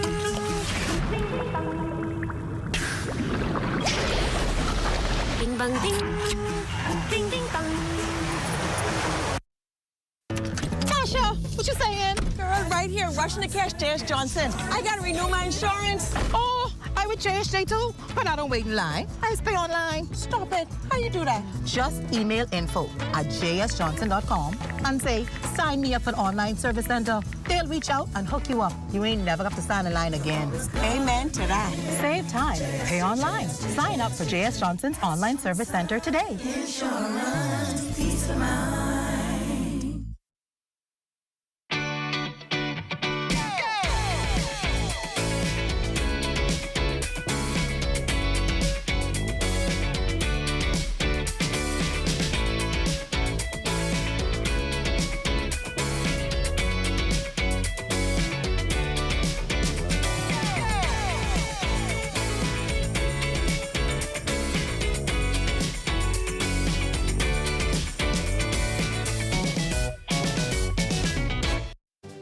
This portion of the news is brought to you by RBC Royal Bank. Your idea of getting there happens with RBC. Welcome back. From the World Cup finals to social media challenges taking over our screens, we're catching up with our digital reporter, Matea Stewart, to see what's happening online and what we should be tuned into. Matea, welcome back. First of all, I think I have to say happy belated birthday. Thank you, Marlena. I hope you celebrated it properly. I'll get the details later. We'll talk about it later. But it's so great to be back. I have 3 lovely topics to talk to you about tonight. What's keeping us doom scrolling? So first things first, we have to talk about the FIFA World Cup halftime show. Now, we know when we think World Cup, we're thinking sports. Yes. Some might say football, some may say soccer. But you don't necessarily expect the halftime show. That's usually for the Super Bowl. American football. Right. So this is their first time doing it, and they had the one and only Shakira. Naturally, because she loves to do a good World Cup song. And we love Shakira, right? Now, what really stood out to fans was the Ghetto Kids. And for those looking at me wrong on the other side of the screen, that's actually their stage name. They're a group of kids from Uganda who dance, and they've gone really viral. Of course, getting them the spotlight with Shakira, and that was pretty cool to see on social media. Yes, absolutely. And there was a lot of talk about this show and the idea of this show before it even happened. You had people over in Europe saying, why are we Americanizing the whole thing? And then other people reviewing it saying that there was a little bit of everything to a confusing extent. And then there was also conversation about how the halftime show looks completely different in the stands than it does on television, which is very true. Okay. But switching gears just for a little bit, I want to talk about a Bahamian couple by the name of Cord and B. Moss. Okay. So it's actually a couple, yes, it's Cord and B. So it's Cordero Moss. He was actually battling Blount's syndrome from he was 13 years old, which causes the cartilage in his knee to wear out over time. So when he walks, both bones are rubbing against each other. I can imagine very painful. Very painful. Right, but through it all, he and his wife have been making entertaining content on social media, and he recently got a correction surgery, which we, the audience, get to watch watch through our screens. Oh, and talk about the power of picking the right partner, that level of support, and being able to have fun while going through what's probably a difficult journey. Exactly, and being able to laugh through it. Yes. Because although he's in pain, he's still giving us content. He's still entertaining his viewers, and I think that's really admirable. So shout out to Corden B, and we wish you a speedy recovery. Yes. But finally, we have to talk about the viral Netflix documentary trend. Yeah. It is hilarious. So I don't know if you have the subscription or if you're familiar, but Netflix has been coming out with a lot of documentaries lately. And the running joke is that anyone can be in a Netflix documentary. So you hear that dramatic music playing in the background. You see someone sitting in a chair preparing for a documentary. We see the opposition has even touched on the trend a bit. That's going viral on social media. And we in the newsroom have even touched on the trend. We use the caption, preparing for our Netflix documentary on how only the sun covers the Bahamas better. Oh, I love that one. So I think it's safe to say we might have killed this trend in the best way possible. And that's what's hot on my feed, from my feed to yours. Oh, well, thank you so much, Mateo. You're always keeping us up to date with all of this knowledge. And, you know, it's so important. We can't wait to have you back, because it's always so much fun when we have you here with us.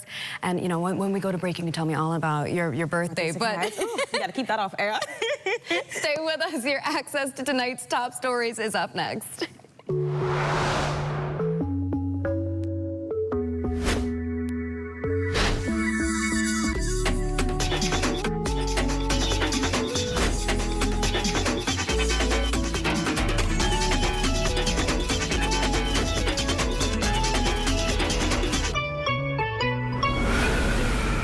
So my name is Jeremiah Seymour. I am currently the Associate Administrator here at the Cancer Society Eleuthera branch. Okay, so in about the week span, we were able to upgrade to you guys' BDC Air services to where we do get more of a faster internet and phone here at the island, here at the building, which helps us to be able to better connect with all of our patients or any of the survivors or anyone that's trying to get in contact with the Eleuthera branch. It also helps us, to stay on top of answering any emails, running our social media platforms, and all of that stuff that we do here at the island. On a scale of 1 to 10, I am going to give BTC Air a 10 because, like I said, we have had no issues with the phone, no issues with the internet. Everything has just been A++. The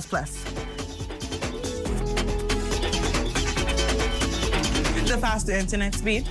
The faster internet speed that we get, I would highly recommend BTC Air to anyone that asks me.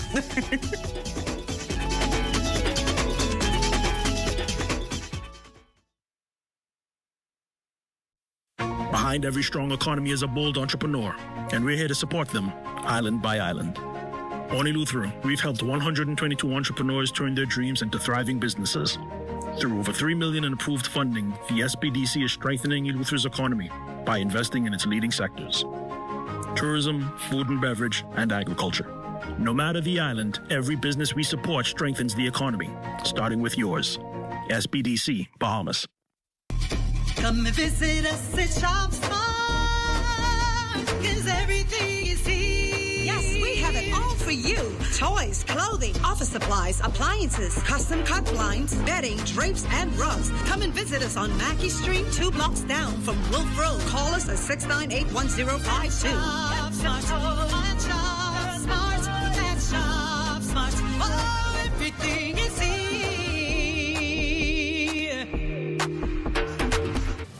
Welcome back. You're watching Access Now. Well, if you were looking for an excuse to treat yourself tonight, you should know July 21st is recognized as National Junk Food Day in the States. So indulge in a special treat, be it sweet or savory. For me, I'm more of a savory junk food person. I mean, don't get me wrong, I love some creme brulee or a good ice cream, but I'm more of the pizza, pulled pork nachos, barbecue chips, pasta Alfredo, maybe even some buttery popcorn. And speaking of popcorn, we kick off the next round of stories with an update on the country's biggest movie theater. Fusion Superplex, home of the IMAX Theater, is finally recovering after a cyber attack earlier this year. We're sure you've seen the fallout. Moviegoers unable to book online, theaters closed, the movie you were waiting to see maybe never arrived. Tonight, our Shaquille Dames explains what was really behind the Fusion Superplex digital downfall and their road to recovery. Technology plays a vital role in keeping businesses running. But when those systems are disrupted or compromised, the results can be far-reaching. Today, we look at how one Bahamian business navigates that challenge. If you've been wondering why it's been near impossible to book your movie tickets on Fusion Superplex website, officials say a malware hack is to blame. What they did with us was they installed malware that encrypted and compromised our server infrastructure, which temporarily took down our IMAX system and disrupted internal operations. Of course, we did not pay the ransom. They also impacted our payroll system, not our bank account, but our payroll system and our point of sale systems. Out of abundance of caution, what we did during that time was we took a ticketing platform offline. This is why people were unable to purchase from our online facility. With the assistance of BTC Cyber Team, we've rebuilt and significantly strengthened our firewalls, upgraded our website and security, and implemented additional safeguards. That's Fusion co-founder Takoya Bridgewater, who says the hackers severely disrupted their systems, knocking their LED screens, IMAX theater screens, audio systems, and their online ticket booking system offline. Fusion Systems sales agent Sade Tucker says the incident gravely impacted business this summer, the peak time for moviegoers. So our facility is a technology hub. Everything runs based on a system. So after we suffered the ransomware attack, all of our systems were affected. That includes our POS systems, our point of sale systems. It also includes our column displays, so the monitor surrounding the building that showcases our internal promotions, external advertisements, and much more. While management dealt with the broader response, employees experienced firsthand just how heavily the entertainment complex depends on technology to keep business running. With the assistance of BTC Cyber Team, we've rebuilt and significantly strengthened our firewalls, upgraded our website and security, and implemented additional safeguards. While recovery efforts continue, Fusion says the experience has underscored the importance of stronger cybersecurity in an increasingly digital world. For the Bahamas Tonight, I'm Shaquille Dames. Thanks so much, Shaquille. Well, 4 lucky participants enrolled in the Upskill online learning program recently won iPads to help assist with their studies. The winners were randomly chosen from more than 1,200 participants. And our West Calix Forbes has the story. 4 determined Bahamians are celebrating a major milestone after completing the Upskill Bahamas program, a national initiative that equips participants with skills for today's digital economy.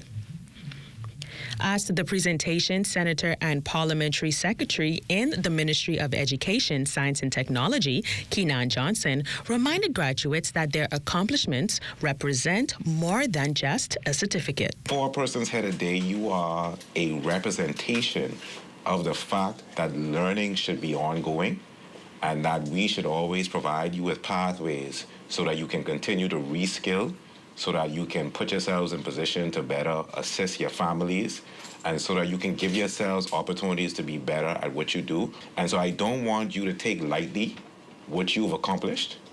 I know that a lot of times when you're in the moment, you're focused on what you have to get done, and so you don't fully appreciate what you did. But what you've done is an excellent job at balancing priorities. 28-year-old Kendall Pratt says he completed the 20-hour program while working a full-time job in an effort to gain the knowledge needed to make his dream a reality. Experience was amazing. I did business and finance to learn more about business because I want to basically open a clothing brand, which I already crafted out but didn't drop it yet. I'll try to learn how to do the grafting myself, but right now I started looking for different people to graph up my shirt. Education Director Dominique McCartney-Russell says initiatives like Upskill Bahamas are an investment in the country's future. We value giving Bahamians access to opportunities so that you're able to participate. And then, of course, at the end of the day, if everyone is learning, then, of course, the Bahamas is going to be progressive. And someone said it, an educated Bahamas is a progressive Bahamas. For the Bahamas Tonight, Access Now, I'm Wes Calix Forbes. Thanks so much, Wes. Meanwhile, faith, generosity, and giving back at the center of this next story. The Alumni Association of St. Augustine's College continuing its commitment to transforming lives through education by awarding more than $35,000 in scholarships, tuition assistance, and academic awards to deserving students during its annual scholarship presentation recently. The awards benefited students in grades 7 through 12, but a highlight of the ceremony was the generosity of Douglas Hanna, who, through the Hanna Holding Group Engineering Scholarship, Mr. Hanna presented Tanae Barry with a $5,000 engineering scholarship. In addition, he donated 13-inch MacBook computers to Barry and 4 other graduating SAC seniors pursuing engineering degrees. SAC Alumni Association President Dr. Anastasia Brown says every donation, regardless of the amount, helped make a difference in the life of a student. Well, be sure to stay with us. You're watching Access Now, and your sports report is next.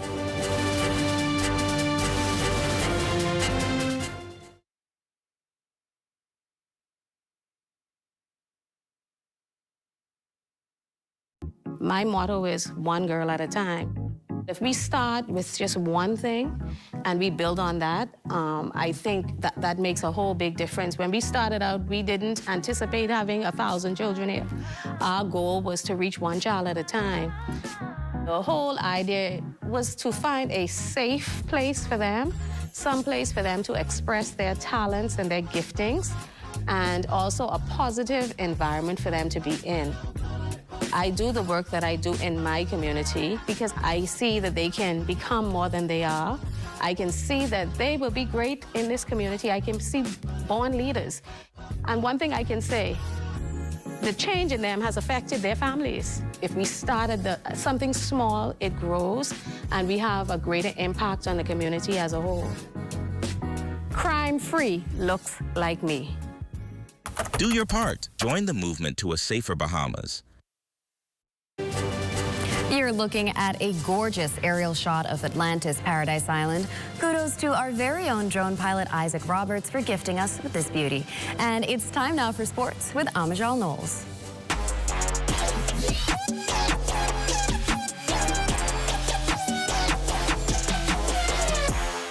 Welcome to Tuesday Sports Check, everyone. I'm Amajal Knowles, topping sports with the 2026 CAC Games set to get underway over in Santo Domingo, Dominican Republic, in less than 72 hours. 242's 40-member team is hoping to bring back a handful of medals.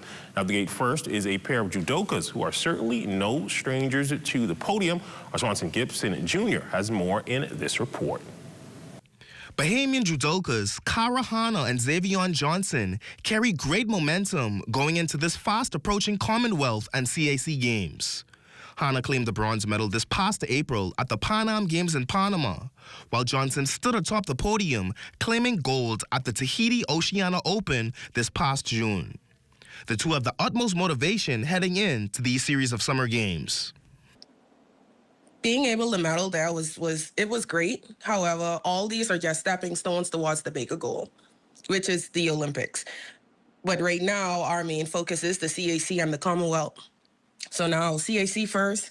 You know, my goal is to win gold. The goal for Tahiti was just like just for me to get points for senior ranking to make sure I'm seated for both of the events. It was just like a strategic play ball with me, my coach, and my mom. And like that I should go there to get to be able to win the competition, get 100 points, so make my world ranking instantly high. So now like kind of benefits me for the two game events. So right now it just puts me in like in a good place, like a good place going to do those two events. So we'll just see from there, and just hopefully like the bracket will be good, the draw will be good, and so forth. Hanna and Johnson spoke to the impact of having each other's support at international meets. Xavier normally fights first in like when we have our respective like matches. So like watching him go there and perform, like it really heightens the level for me to say, okay, like okay now, like the pressure's on, we got to do this, like, you know, like let's do this together. Like it's so great to see Bahamian judo coming, you know, to light. It's really like a blessing because like to me, I feel like Kara's like a big sister to me when I'm on these trips because like she helps me to warm up. She stretches me. she makes sure like everything is going well with me, makes sure my mental's good, tells me about who I'm fighting and so forth. And like I feel like we make like a good like team. Cara and Xavion looking to claim a double gold at the Commonwealth and CAC Games, which are set to begin later this week.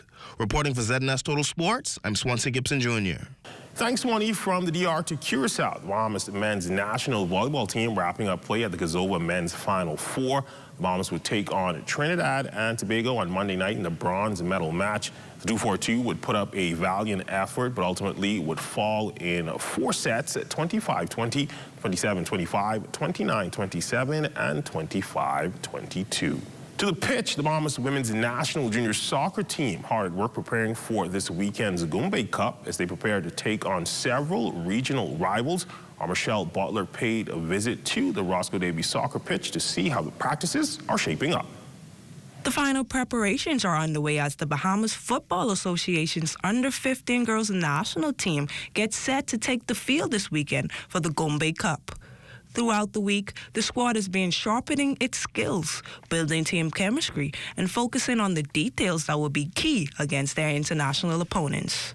I think we've been training for quite a while, and we've worked on a lot of aspects, including technical and physical, as well as the mental part, and I think that we've trained enough, and I think that we're ready for this weekend.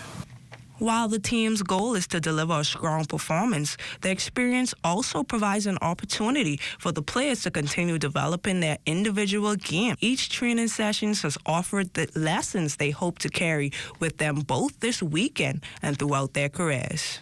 I've been taking a lot of the communication part. I feel like recently I've been a better communicator on the field, and I've kind of broken out of my shell of just staying quiet. And I recognize that when I'm communicating on the field, it helps us a lot. So we're not stressed and we're more relaxed. With their preparation complete, the girls' national team now shifts its focus to competition with their first game against Turks and Caicos on Friday. That's Total Sports. I'm Michelle Butler. Thanks, Michelle. Still on the pitch, Spain, of course, the recent World Cup winner and is known for being a hotbed for top soccer talent.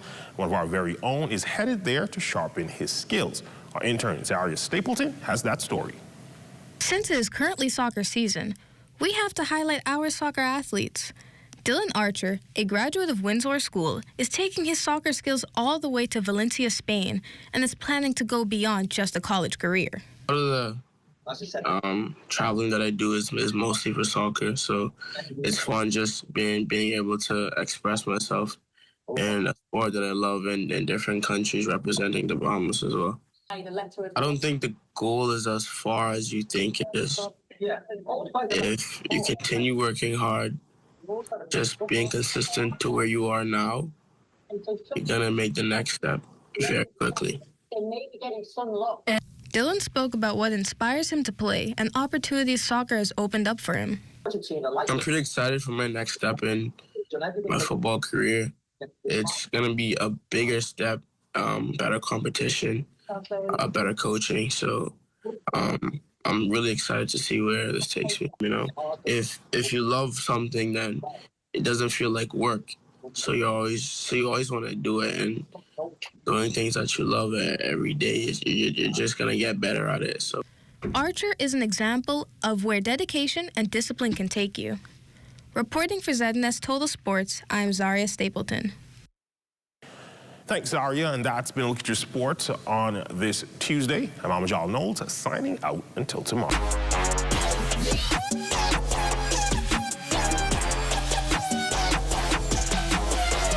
Congratulations to the class of 2026 valedictorian and salutatorian. Your hard work, dedication, and perseverance have earned you this outstanding achievement. As you begin this exciting new chapter, may your future be filled with continued success and limitless opportunities. Our sponsors salute academic excellence and proudly join in celebrating your remarkable achievement.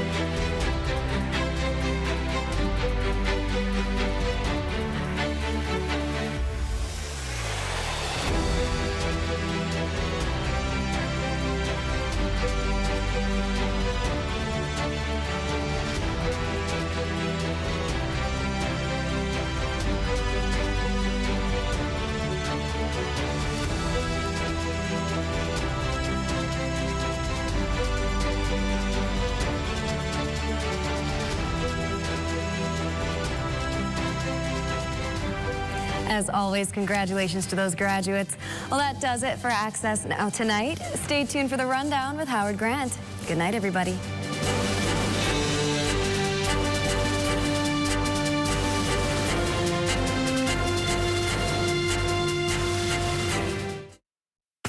The Hidden Disabilities Sunflower is a globally recognized symbol for persons with invisible disabilities. The Sunflower lanyard made our journey less stressful, smoother, and more inclusive.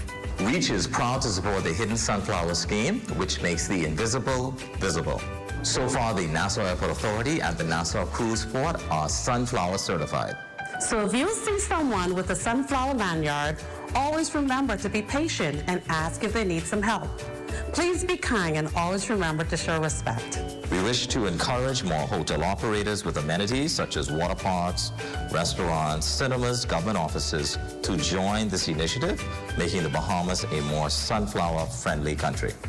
Please feel free to reach out to the REACH office at 328-4123, or you can reach out to the National Commissions for Persons with Disabilities at 396-8700. My motto is one girl at a time. If we start with just one thing and we build on that, I think that makes a whole big difference. When we started out, we didn't anticipate having 1,000 children here. Our goal was to reach one child at a time. The whole idea was to find a safe place for them, some place for them to express their talents and their giftings, and also a positive environment for them to be in. I do the work that I do in my community because I see that they can become more than they are. I can see that they will be great in this community. I can see born leaders. And one thing I can say, the change in them has affected their families. If we started something small, it grows, and we have a greater impact on the community as a whole. Crime-free looks like me. Do your part. Join the movement to a safer Bahamas. Riding a motorcycle requires a heightened sense of awareness, strength, and better coordination than driving a car. It also involves increased risks and more maneuvering skills. Motorcycles are not as easily seen as a car or trucks. Other motorists, particularly those who don't ride a motorcycle, may not be looking for motorcycles in traffic. This places the motorcyclist at risk, particularly at intersections. Here are a few tips supplied by the Royal Bahamas Police Force to ensure a safer ride. Always ensure that all persons are equipped with fitting helmets and other motorcycle safety gear like effective eyewear. Ensure that the motorcycle is licensed and insured and both license plates are properly secure on both front and back. Do not pop motorcycles, especially when on a busy road or intersection. It impairs your line of sight and your ability to swerve will be delayed. Be alert when riding and be mindful of road conditions, especially when overtaking. Always inspect your motorcycle before every ride to ensure your vehicle is fully operational, especially tires and braking systems. Be sure to be well informed about bike hand signals and other safety procedures. Along with this freedom comes responsibility, but all the risks involved can be managed through training and education. Let us drive safe and share the road. I am Corporal 3599 Camille Johnson, reminding you that safety is everyone's responsibility.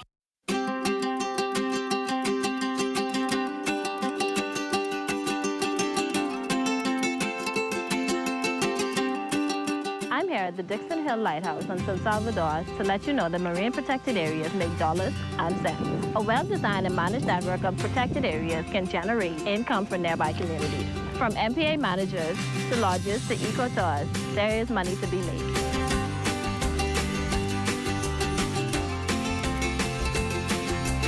Healthy marine ecosystems help to protect our islands from climate change and other impacts that we cannot control. Healthy coral reefs help to break down fake waves, and mangroves absorb storm surge and help to protect our coastline.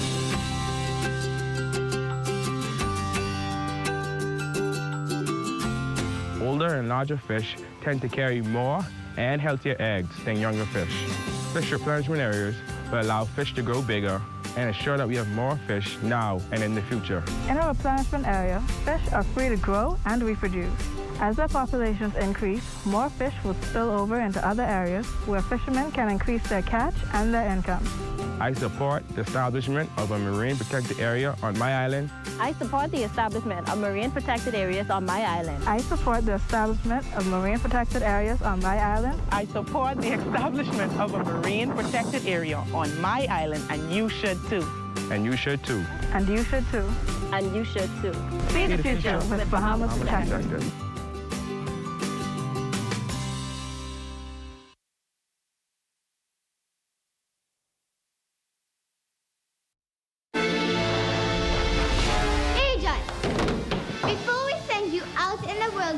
Make sure that your mission is in.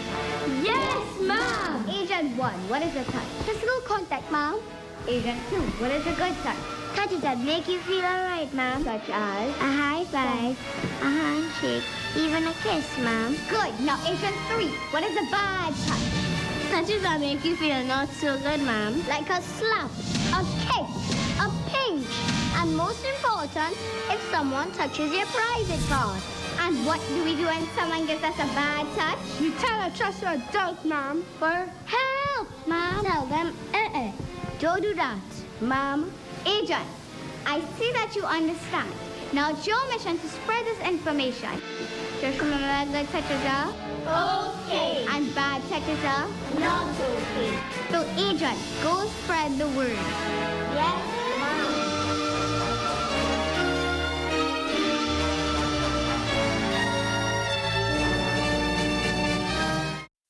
After 66 steps, I'm Matea Cunningham. This is ZNS.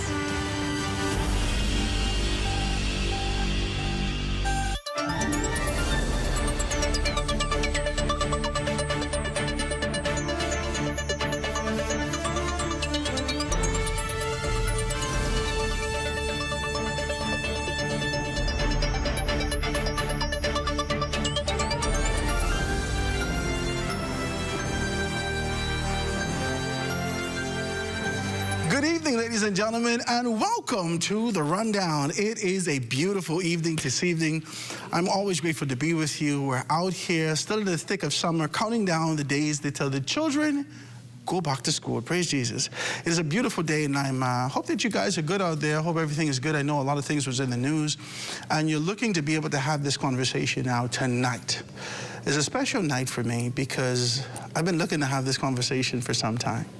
I wanted to do it after, everything died down from a political standpoint to really be able to get a sense, not this kind of a glare, not this flare of politics, but a level-headed approach to what leadership will look like in the country going forward. Tonight, I'm joined by a very good friend of mine. I know him for a long time, deep within the belly of the Free National Movement. Got to be decent as I say this. And he has really been developing himself over the years, articulating himself and presenting himself as future prospect and leader of, or leadership, let's do this, of the Free National Movement. And I think it's very important. We had a very good conversation about these sort of ideas, and I'm hoping that he'll give you some insight tonight. I want to be able to, I want to be able to say this to you, that he has legacy in the organization. He's been there for some time. He has roots in the organization. There is a familiar tide, that's a good way to put it, in the organization. And it's very important that we understand how this will look going forward. I want to be able to introduce you to the Assistant Treasurer of the Free National Movement, none other than Carlisle Bethel.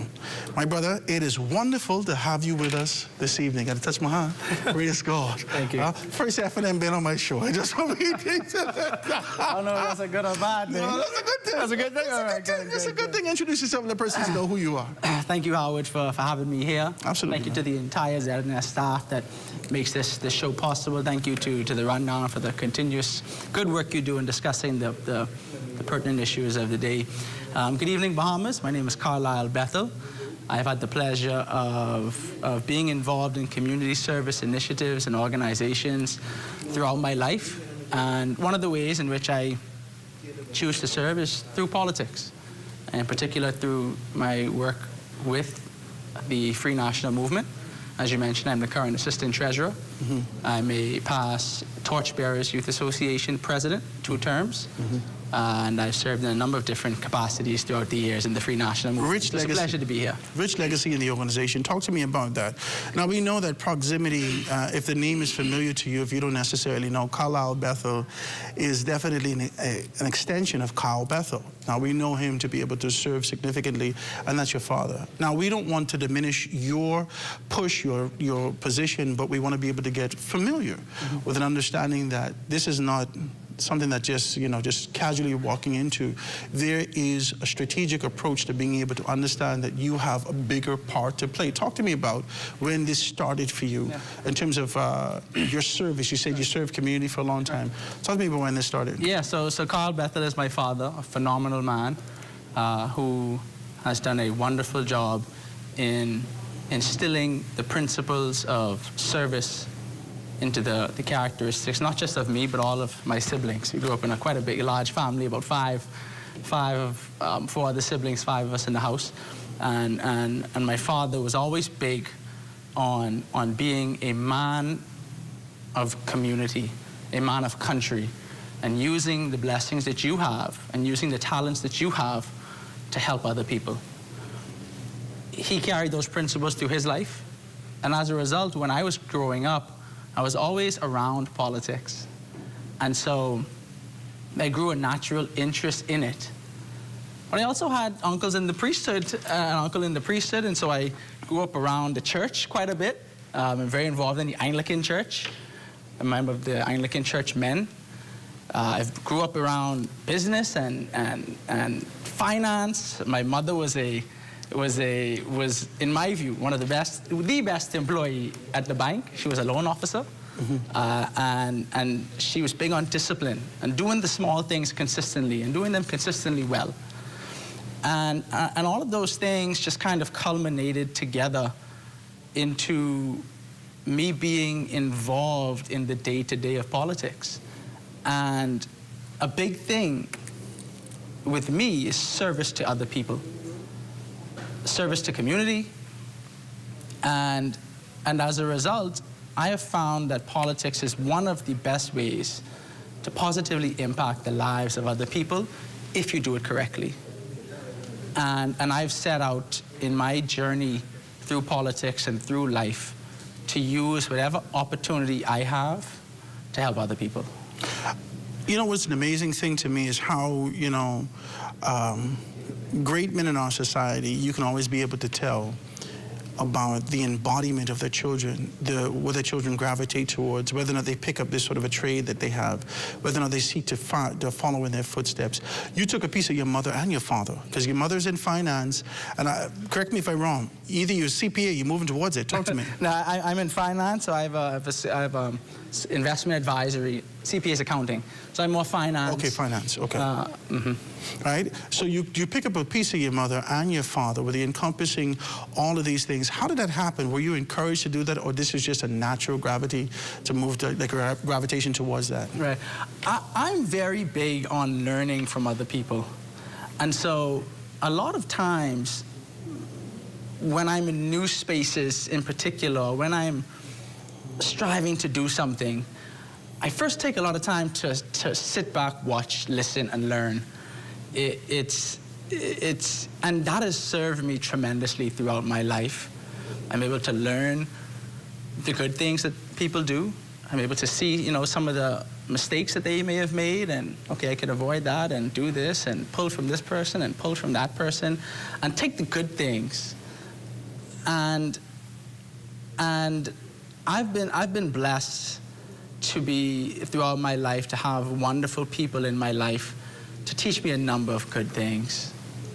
I really credit my parents for that, and I'm thankful for the work that they've done with raising me and my family and my siblings, and instilling in me the principles of service to other people, the principles of hard work, of discipline, of humility, because these are the things that make a good person. Yeah. And at the end of the day, I strive to be a good person, a good member of society. I like that. I want to talk a little bit about your aspirations. You said you believe that the best way to be able to serve is from a political standpoint, and being able to identify that and moving towards politics. I don't know whether it's proximity. I don't know whether or not you had an epiphany to know that this is the path that you want to take even after you got clarity. Why the Free National Movement? Talk to me. Man, so you get dead excited. I think it's a great question, and I love the question so much. I love the question because I am a student of history. My father was a big history guy, and so I grew up loving history, reading about it, learning about it. And when I grew up in the Free National Movement, I grew up in the Christian church. I grew up as a Saxon. But when I take time and I review all of these things, I looked at each one individually and I said, you know, I agree with this. I agree with this. I agree with that. I disagree with this. And I looked at things critically. I read quite a bit. I read, Pinling's book, Sir Randall Fox's book, and I learned about the history of the PLP. My grandfather was one of the founding members of the PLP. He was one of the leading members in the PLP in the run-up to majority rule. Mm-hmm. And so I grew up hearing about the lofty aspirations and goals of the Progressive Liberal Party in its early days. Mm-hmm. The goals of lifting up, the goals of liberation, and I identified with those. But you still chose the FNM. But when I look at... Because you got a choice at this point. Right, but when I look at... That was up to majority rule, but when I look at the PLP of today and the PLP post-majority rule, there is a significant deviation from the vision, belief, and aspirations of those founding members. You mean over the last 10 years, or you mean within this era? Since the majority rule, since that first PLP government, there were some things that I think could have been done that were not done. One example. In the fight up to majority rule, they were fighting not against people, they were fighting against a corrupt, oppressive system. Mm-hmm. A system that empowered a minority of individuals. A system that gave wealth, access, opportunity to a minority, specially connected group of individuals. They fought against that. The embodiment of that is colonialism. If it's it's colonialism. Right, and mind you, it takes different shapes and names and forms, but the core of it is a wicked system. It is a wicked system that hoards opportunity and that chokes the ability for regular people to prosper. And unfortunately, Howard, when the Progressive Liberal Party came into office, they had a choice. They had a choice where they could dismantle that system and build something new, something that was progressive, that was really progressive, that helped to uplift and take Bahamians out of poverty and into prosperity. But they did not do that. You know what they did? They decided to copy and paste the system. But what they did was, instead of white people being the oppressors, they picked a few people with some darker skin and say, y'all get the opportunity to oppress. Neocolonialism. We're going to dive deeper into this conversation because I'm enjoying this way too much. We're going to dive into it. We got to be able to dive in. We're sitting here with none other than Carlisle Bethel, being able to talk politics. I got to push back on him when we get back right after this.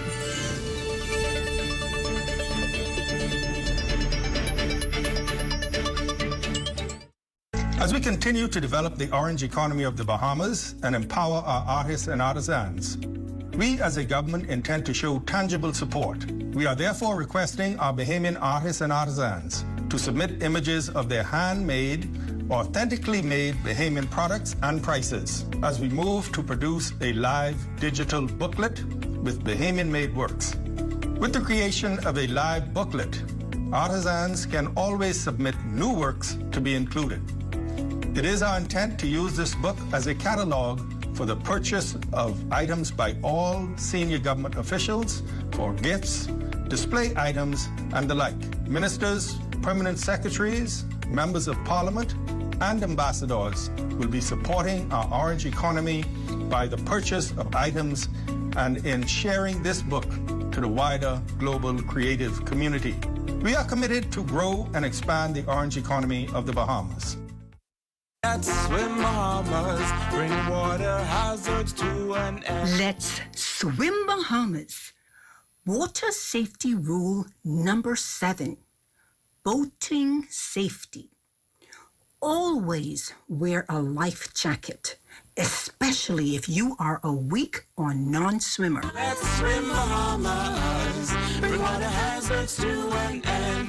Water hazards to an end.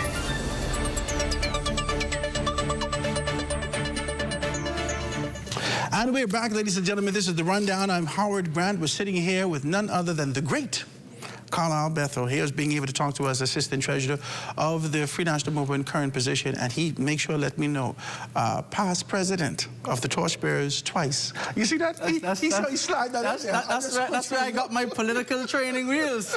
I just want to let you know. Now, Carlisle, just to be able to go back to what you were saying, I got to push back just a little taste to be able to identify these things, to say that the PRP had an opportunity during their time to, after 67, moving towards 73, to empower, to be able to look at the system vision, exactly what it was, to be able to make those modifications, that we move from colonialism to neo-colonialism is absolutely right. But I believe that we have a responsibility to be able to look at history as a whole, not just segments and portions of it that suit our conversation in these particular times. If we take into consideration what happened after 1973, 1973 when the Union Jack fell and the Bahamian flag rose and there was this empowerment that actually went across Fort Charlotte and mothers went home and started to whisper to their children, baby, you could be anything. The next 7 years of our country was absolutely hell. 7 years. Socioeconomic and otherwise, because there were aspirations, but there was also the introduction of quaaludes, of drugs, of cocaine, eventually being able to find themselves as crack, and even former President of the United States of America indicated that crack was birthed in the Bahamas. We used to call it free basing at the time. That, coupled with the idea of this desire for more and more flesh. It moved from a regular conversation where fellas say, oh, you got crabs, you got this, you got that, to actual HIV. And we saw that happen in our society. Now, in many instances, you would believe that politics will play a part of influencing these things, but I believe that society played a part of influencing our politics. Talk to me. You know, Howard, we as humans and as individuals, we all fight with temptation of the flesh and things that may not be good for us. Mm-hmm. And any society can fall prey to these things. Mm-hmm. Any society, any country, any community. Mm-hmm. But that is why it is important to have leaders who are willing to stand on the front line,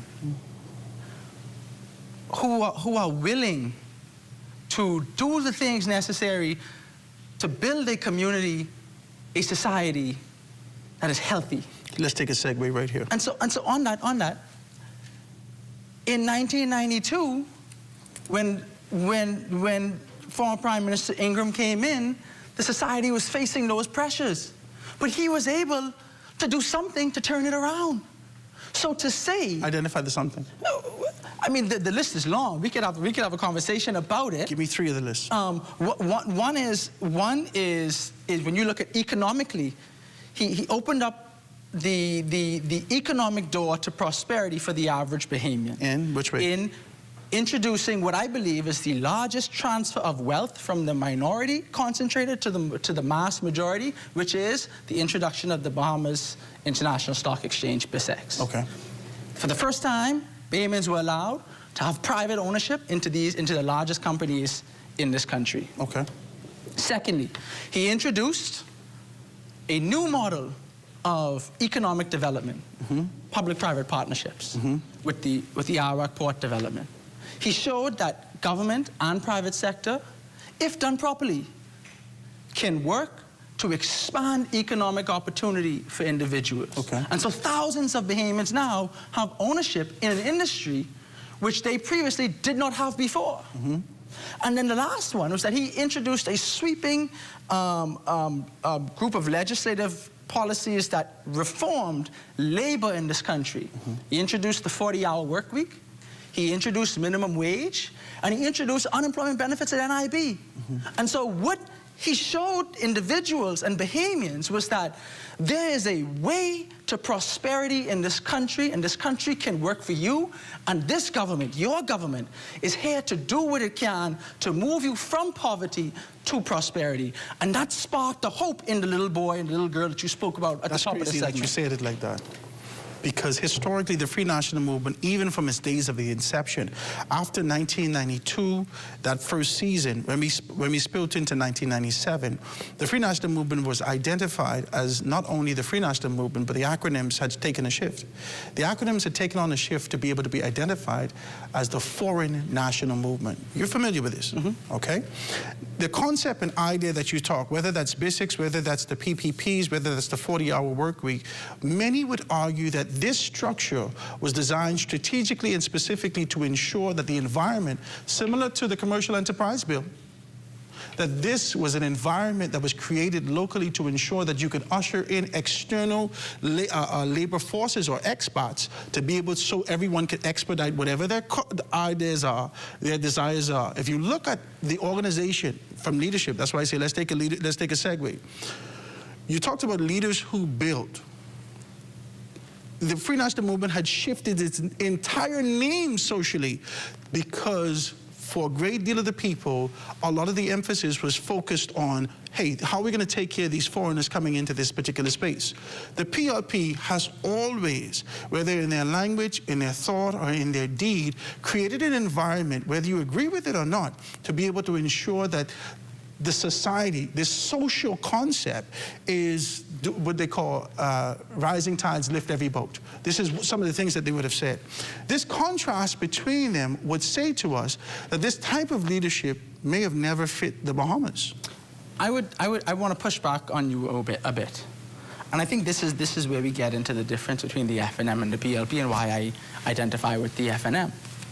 It's because, you know, the PLP loves to claim that they are friends of the poor. But they are not friends of the poor, they are friends of poverty. And they do things and they have policies to keep you in poverty. Why? Because it benefits them politically. Because they know that it is the poor man, it is the one who is afflicted by the disease of poverty, which they can lord over. What the FNM believes, the FNM is also friends of the poor. But the FNM approaches poverty differently. Our view is that poverty is a disease on this country that we must eradicate. So let's gentrify it. No, let's not gentrify it. Let's not gentrify it. No. Let's not gentrify it. What we need to do is open the doors to prosperity for every Bahamian. Yeah, but we need to advance education for every Bahamian because education is the key. That is why under our former Prime Minister, Hubert Minnis, we introduced universal pre-K. That is why under Hubert Minnis, we introduced the food program in the schools. I'm happy to see the Progressive Liberal Party is continuing. But that was initially an FNM initiative. It was under Hubert Minnis that we introduced, that we made tertiary education more accessible to the average Bahamian, making sure that Family Island students had access to UB. Why? This is because the Free National Movement believes that in order to empower a people, you must give them access to education, give them access to opportunity, and give them access to ownership. You can't cherry pick with leadership. You can't identify the good in which your former leader, who you have eradicated and sent into the sunset as an organization, you can't identify some of the good that he's done. In the truth, if we identify a great deal of the things that actually poured out into our community, including the Over the Hill project with former Prime Minister Minnis, it was not as a result of the tenets, the principles, the pillars of the Free National Movement. This was him growing up in the city. This was him with these particular ideas, introducing it to a concept, and this is where, and many people would say, the pushback came between him and former Prime Minister Ingram. But Howard, here's the thing. At the end of the day, at the end of the day, every individual, when they're in leadership, has some hard decisions to make. Hard decisions. But when we look at the big things, the big picture things, I would argue that there is an alignment of ideology and principle. There's a reason that Dr. Minnis handled the cruise port the way he did. There's a reason that there was widespread Bahamian investments into it via a vehicle to invest. And now all of us have ownership in the cruise port, which we did not have before. And so to say that, I would push back, because there is a belief in the FNM that ownership is everybody's own. Opportunity belongs to everybody. Prosperity belongs to everybody. If you look at, and that is the difference, if you look at the way that the PLP governs, they govern closer to a UBP model of government than the FNM. Because they believe in the empowerment of a select group of individuals. That is why we don't even know today who they've sold BPL to. It's a private consortium. That is why when they legalized gambling, they gave the entire industry to a handful of individuals. And now they want to give them political power as well. They govern closer to a UBP government than the FNM. We know that the belly of the Free National Movement still exists, the UBP still exists in that. Listen, there are former UBP members in the PLP and the FNM. Hold on. There are former UBP members in the PLP and the FNM. So this idea, this idea that the FNM is all UBP, it is foolishness. It is foolishness. I'm going to push back on it. Not all UBP. And I'm going to push back on it. And we're talking about the governance model. Your financial arm, for the most part, over the past decades, have come from what we perceive in our society to be identified as the oligarchs. Man, you continue to be able to push for this concept of financial campaign reform, campaign finance reform. We need to be able to identify those particular things. Talk to me about it, Carla. You were throwing in all type of qualifying words like perceived and sometimes and this and that. Because the truth is, and the reality is that those individuals who you speak of are in both parties. They're in both.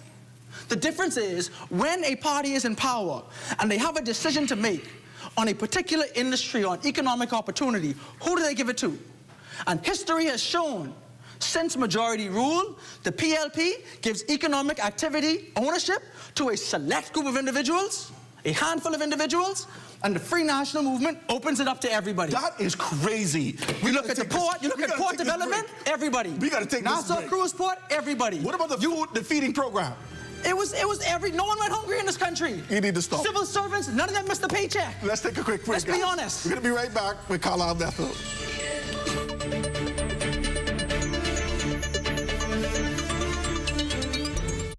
So you're planning to weather the storm at home. You've bypassed all the shelters, your preparation is complete, and so are your emergency kits. You're ready. But what happens if the storm changes direction and it's a direct hit? What's your evacuation plan? If you don't have one, make one. And remember, take into account the location of your house, whether it's near beaches, canals, or it sits in a flood-prone area, and be realistic about the evacuation plan. Plan what to take. In its simplest form, take only what you cannot afford to lose. Have a go bag ready and a discussion beforehand what bag contents should consist of, like toiletries, medication, change of clothing, and important documents in a waterproof folder.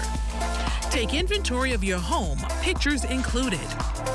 Make sure your vehicle has a full tank of gas. Decide your destination and the best route.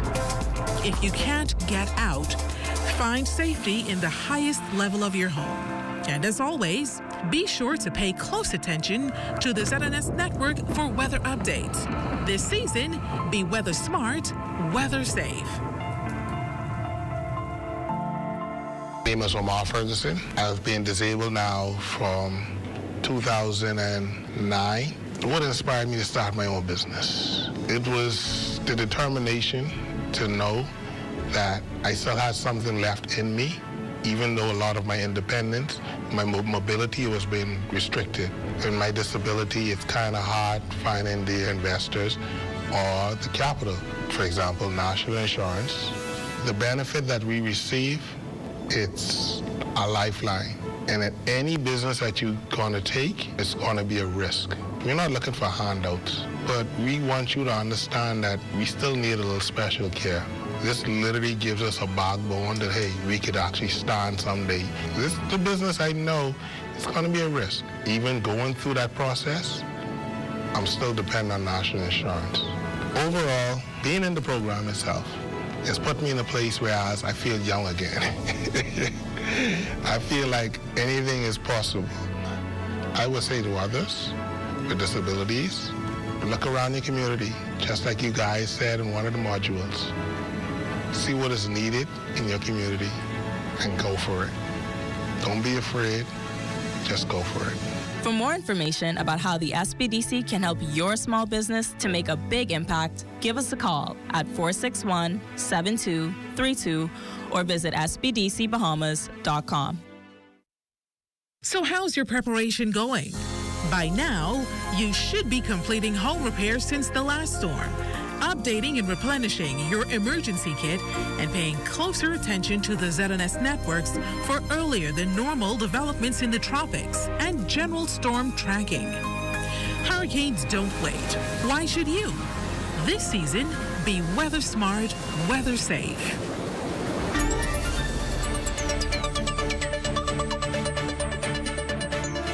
And we are back, ladies and gentlemen. This is the Rundown, hot and heavy, being able to have great conversations with you. I hope you guys enjoyed it tonight. I'm sitting with none other than Carlisle Bethel. We're talking a bit of history and taking on this kind of a strong position as it relates to leadership and identifying that. Carlisle, I want to be able to take this course and talk to you about it. Over the last few months, more specifically, there has been an intense political campaign that has been going on, and that campaign has led persons to being able to do whatever they must, what they believe that they can, to find themselves in a victorious position.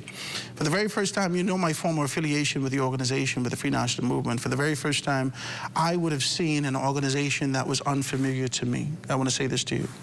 An organization that has taken on a position that would seem to be, apparently, a desperate posture. And I spoke about it, I've pushed on it, you know, you and I spoke about those particular things and indicated we've done that.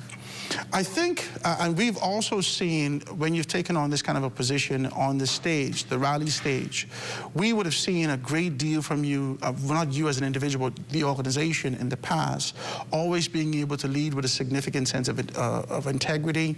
But this conversation over the past few months has taken us back to 1987, where whether by innuendo, whether straight, being able to say that the PLP is going to steal the election. We would have been able to see the former leaders say, hey, you can't steal elections. And even by the persistence of the body, persons would have come back, and Ingram, former Prime Minister Hubert Ingram, would have been able to come back and say, let me tell you what I meant.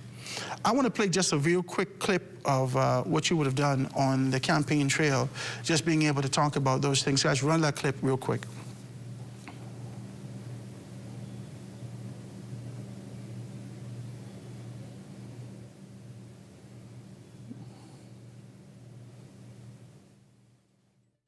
Listen to me, FNMs. Started reporting about the Progressive Liberal Party contracting a man by the name of Roger Stone out of America. He was one of the engineers of the Steal the Election campaign by Donald Trump. We in the Bahamas must have good relations with America, but who we choose to represent us is important. And the PLP knows, they know that they cannot win this election fair and square. And so what did they do? They hired the chief stealer of elections, the one who tried to steal it in America, to try and steal it here in the Bahamas. The confusion that you see at the advanced poll, the confusion that you see with the parliamentary registry, that is not by mistake. That is manufactured chaos. And that's heavy. That's heavy that we say that, and this is a clip of you being able to say passports for sale. I want to talk to you about that. I know your integrity, I know your position, I know your background, I know your family, I know your intent, I know your desire to be able to participate in the long run of politics. You have presented yourself polished in society for a very long time. Why take that course? Was it political pressure? Was it a convicted position? Was this the language that floated in the organization? Talk to me about it. You know, Howard, one of the things that I found interesting was the comments by former Prime Minister Hubert Ingram. And you touched on it, and to the point where he initially said that elections could not be stolen here in the Bahamas. And he came back, he had to come back and retract and say, I have never seen an election run as chaotically as this one. In his entire life, he has never seen it this bad. And he's seen a lot. From the chaos at the, I was on the ground, I campaigned, I was involved in multiple levels of the campaign. And all levels of the campaign, it was absolute chaos. There was no order. Within the Free National Movement? No, within the Parliamentary Registry Department, who was in charge of I don't disagree with you, by the way. elections. Let's just be very clear about this. I don't disagree with you. It was chaos. Okay. You could not get a response. You got different responses from different people. I don't disagree with you. Even down to where polling divisions would be on the day of election 2 days before. They don't know what school it's at. The registry was in complete chaos. You had candidates who couldn't get final printouts. The advance poll was complete confusion. But I am of the belief that that was not by mistake. Even Hubert Ingram would indicate that he doesn't believe. On news clips, remember that when Hubert Ingram speaks, the country listens. When Hubert Ingram spoke about the fact that we're looking at what's happening in the Parliamentary Registration Department, when we look at these particular concepts and ideas, and this innuendo, this concept and idea of stealing came at the forefront, he said, well, I don't believe it's that. I would hope that it's more incompetence as opposed to a deliberate attempt to be able to steal something. It is one of the two. It is one of the two. I agree with him that it may have been, from all intents and purposes, what we've seen, a significant level of incompetence and lack of preparation that exists in these particular spaces. But it cannot, in my humble opinion, I could be wrong, it cannot be a concerted effort that all of us hold hand together, 68 of us, and say, we can steal this from the Free National Movement. I can't believe that that's what it is. Well, it's been done before. Oh, come on, Carlisle. It's been done before. And so. When has it been done before? Well, you speak to you speak to any person who's been around politics for a while. You ask them, how did the ink get around? Why do we introduce dipping your finger into the ink? You tell me why. The indelible ink? Tell me why. Because of the perceived things. Because people were saying. No, because there were known cases of people voting more than once. Flying from island to island. Going from constituency to constituency. Okay. Which we understand has happened in this election as well. So do not tell me that it cannot happen. I can accept the fact that, okay, it may have been just incompetence. I can accept that. And I'd be willing to accept that. But I would now argue that it is now incumbent, dare I say mandatory, for the government of the Bahamas to do a full-scale investigation and audit of the election and parliamentary registry to figure out what went wrong, why it went wrong, and what must be done to ensure that it does not happen again. Okay, so let's take on that, and let's say that this is something that happens. You still haven't spoken to your personal accountability, whether or not this was theatrics, whether or not this was an idea that you wanted to be able to have props. We've seen this kind of a props existed before, whether or not this was a desire to be able to rally people and get them excited to have this kind of a subtle thing exist in their mind, or whether or not this was a convicted position. We would have heard from parliamentarians, we would have heard from all these particular places. Your leader says that there were passports on the plane, or all these things happened, and we did not get this information socially. We didn't understand where this was coming from. We spoke to people. Talk to me about it, Carlisle. Howard. We spoke to people, and we said, from leadership in the Royal Bahamas Defense Force, the police force, we spoke to persons in the passport office. Is there a design concept to keep this information from the Free National Movement? I have to disagree with you, because there were when our leader Mr. Pintard initially pointed out that there was fraud happening at the passport office, and that passports were leaking out the back door, and that they were selling, and that they were giving them away. Some people were arrested. Don't try to make it a small thing now. No, it ain't a small thing. No, hold on. Don't skip the story. Don't skip the story. They initially said, you're lying. You're talking fool. You're looking for political points. Then he said, you know what? Time reveals all truth. And as we got closer to election, this one arrested for fraud. This one driver got passports in the car. This one arrested for fake passports. The stories was popping up every other day. So don't tell me, and don't tell Bahamians, do not tell us that there was no fraud when it came to our most sacred document, the passports. They handled them loosely, and they did not handle them with sense. And we are waiting for the results of the investigations into exactly what happened. In fact, people were fired. If people were fired, don't tell me that it was not an issue, because it was an issue. I started this conversation off with you to talk about the integrity of the organization. Okay. That's how I started this off. I started this off by the Free National Movement for years when, as a Grand Bahamian, and you know, Grand Bahama loved them some FNM. And I was in the 8 Mile constituency. You know that my mother is a former member of Parliament for the Free National Movement. Let's be very clear about this. For years, we would have traveled with the Free National Movement, and the level of integrity, the bar that was held so high in the organization, it made people prepare themselves and seek to serve, including you. Including you. The language that was used in this political campaign, even the former Prime Minister indicating not to vote for Sebastian if you don't want him to be Prime Minister, is unparliamentary, it is un-FNM-like, even at the core of your Constitution.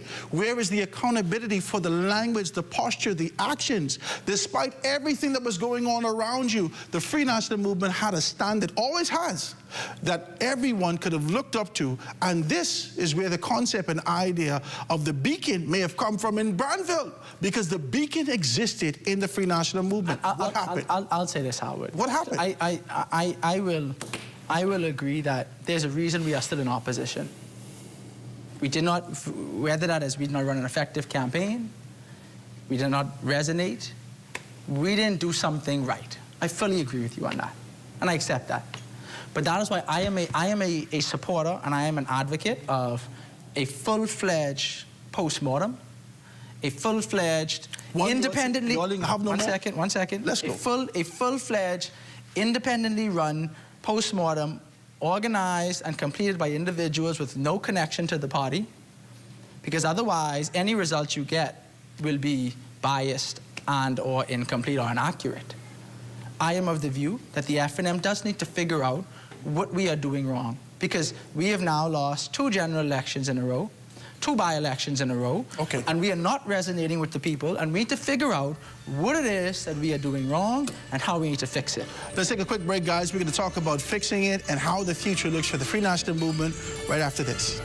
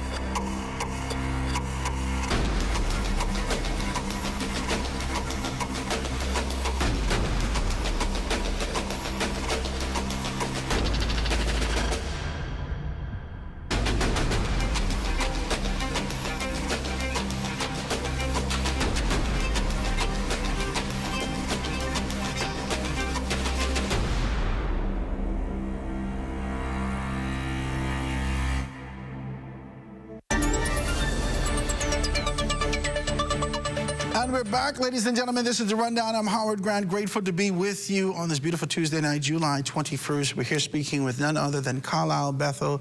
I think we hit a point of the conversation where a level of transparency has hit the table. A level of accountability has hit the table. And there's kind of an honesty that a great deal of us who are political observers in all spheres, nationalists, have been looking for. A lot of us have held the Free National Movement in the highest regard, despite the fact that we support them or not, especially under former leadership, which was a government in the sunshine, which was the mailman, which was someone that we can be able to trust. Hubert Alexander Ingram, he has set the bar so high in national politics. And I think a lot of us were kind of disappointed in an organization after the modifications, after the change in a new era and a new dispensation, with the expectations that we have, which is a younger organization than the PLP, to take on this kind of a course. And it seems like your support was aging and the PLP support was getting younger and younger. I like the fact that you was very transparent and being able to talk about this. But I want to talk to you about what does the future look like. Tell me about your independent individual aspirations within the organization. And tell me what you think, despite your postmortem, your synopsis, your conclave that you're going to be able to have, which I'll say you're going to postpone for now.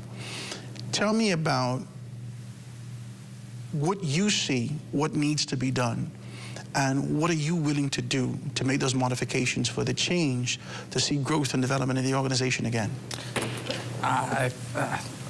Man, I love the Free National Movement. I've seen the good that it has done in the lives of people throughout this country, PLPs and FNMs and independents. I've seen the beauty of democracy play out within the Free National Movement. And we are not operating at full capacity. We are not clicking on all cylinders.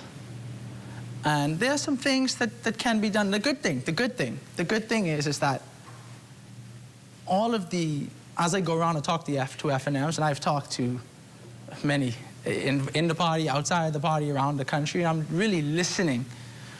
All of the things that I'm hearing, we have within ourselves, within the organization to fix. We have the ability to fix them.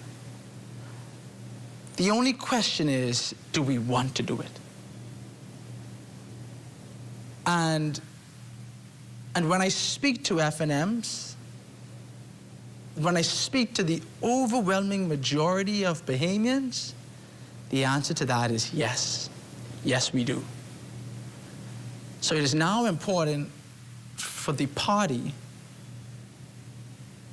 to look at itself seriously, fairly, and ask, how do we fix this, not for us, but for them? This kind of a concept that you had that talks about if you want to do it, if you're going to take that, the embodiment of that decision exists within leadership or the leader. Are you saying to me indirectly that the leader has not made some decisions that you believe would be the best for the entire organization that you believe that he could have made? I don't want to get you in no problems, but I only want to ask you based upon how you structured it. This sort of an idea of service across the board in this Westminster system, the embodiment of action and application sits within the seat of leadership.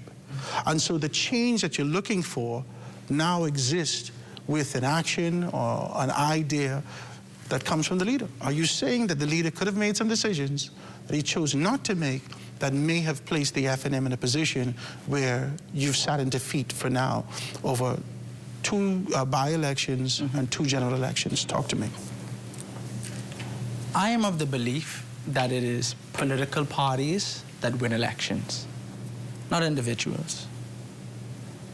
That's why we have constituency associations. That's why we have committees and council. It's because political parties are made up of a diverse group of people from all walks of life. And ultimately, political parties make decisions. I want to push back in 2 seconds before we get out of here, because Hubert Alexander Ingram showed us that the embodiment of victory could exist within one person, even with the supersession and making a choice and walking into various constituencies in the Free National Movement and saying, choose this one for me, please. We've seen this before. So I hear what you're saying, what's your politically correct answer. But let's get back to the next thing. Go ahead. Don't fight me. No, leadership without a doubt plays a huge role in any organization. Right? But I think the bigger point that I want to make is that it's not just one person. Even when we speak about leadership, you have the leader, you have the deputy leader, you have the chairman, you have the treasurer, the secretary general. There are individuals, collective groups of people. I can't think of anything in the party, or very few things where one person decides. It's always a consultation with. It's always a committee there's always a discussion, because through that discussion you get different vantage points. And so I say all that to say that there are things in the party that we have to address. Our message, one. Is our message resonating with the average Bahamian? Are we speaking to the things that affect them day to day? Are we speaking about the mission of the FNM to take you from poverty to prosperity? And how are we going to do that? No. Is our machinery, is the party machinery working to the level it's supposed to work? Are the constituency associations meeting residents throughout the year? Are they collecting data? Are they addressing the concerns of residents? No. Are the members handling each other with love and respect? No. Now, where do you stand in there? Because we got 3 minutes to get out of here. 2 minutes. Where do you stand in terms of being able to right size and realign the organization to get to the objective, to the party of all, to the party of trust, to the party where persons can gravitate to? Where do you sit in terms of your aspirations futuristically? You think he was going to get out of here like that? Quickly, let's go. Howard, I've received calls and encouragement to do a number of things and go in a number of directions. But ultimately, I'm here to serve the party in any capacity that I can. I've always been a party supporter, a party worker. I lift chairs. You sound like a chairman. I lift chairs. You sound like a chairman. I carry ice, you know, and so I'm here to serve in whatever capacity it is. Praise God. I'm not going to fight you, Kala. Kala, this has been an excellent conversation, my brother. I want to thank you so much. You are absolutely invited to sit with me anytime. Thank you so much. It's one of my last Mohicans of my FNM friends. Praise God. Because everybody else cussed me. I want to thank you guys so much for being able to tune in with us. That's the show for this evening. Let's make sure that you stay tuned and being able to stick around for ZNS at 11 p.m. with Covell Piper. It's the #1 newscast in the country, and you can be able to get all your information, the last one, right here in the country. All right. I'm Howard Grant. Thanks so much for joining us. We'll see you tomorrow.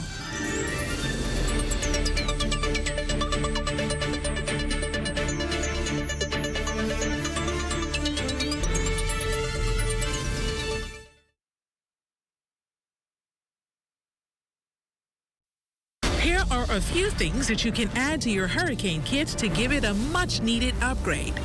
Portable power banks, solar chargers, solar-powered radios, and similar items. While you're at it, make sure you're stocked up on the regulars, battery-operated radio and flashlight, additional batteries, a comprehensive first aid kit, along with 2 weeks of medication.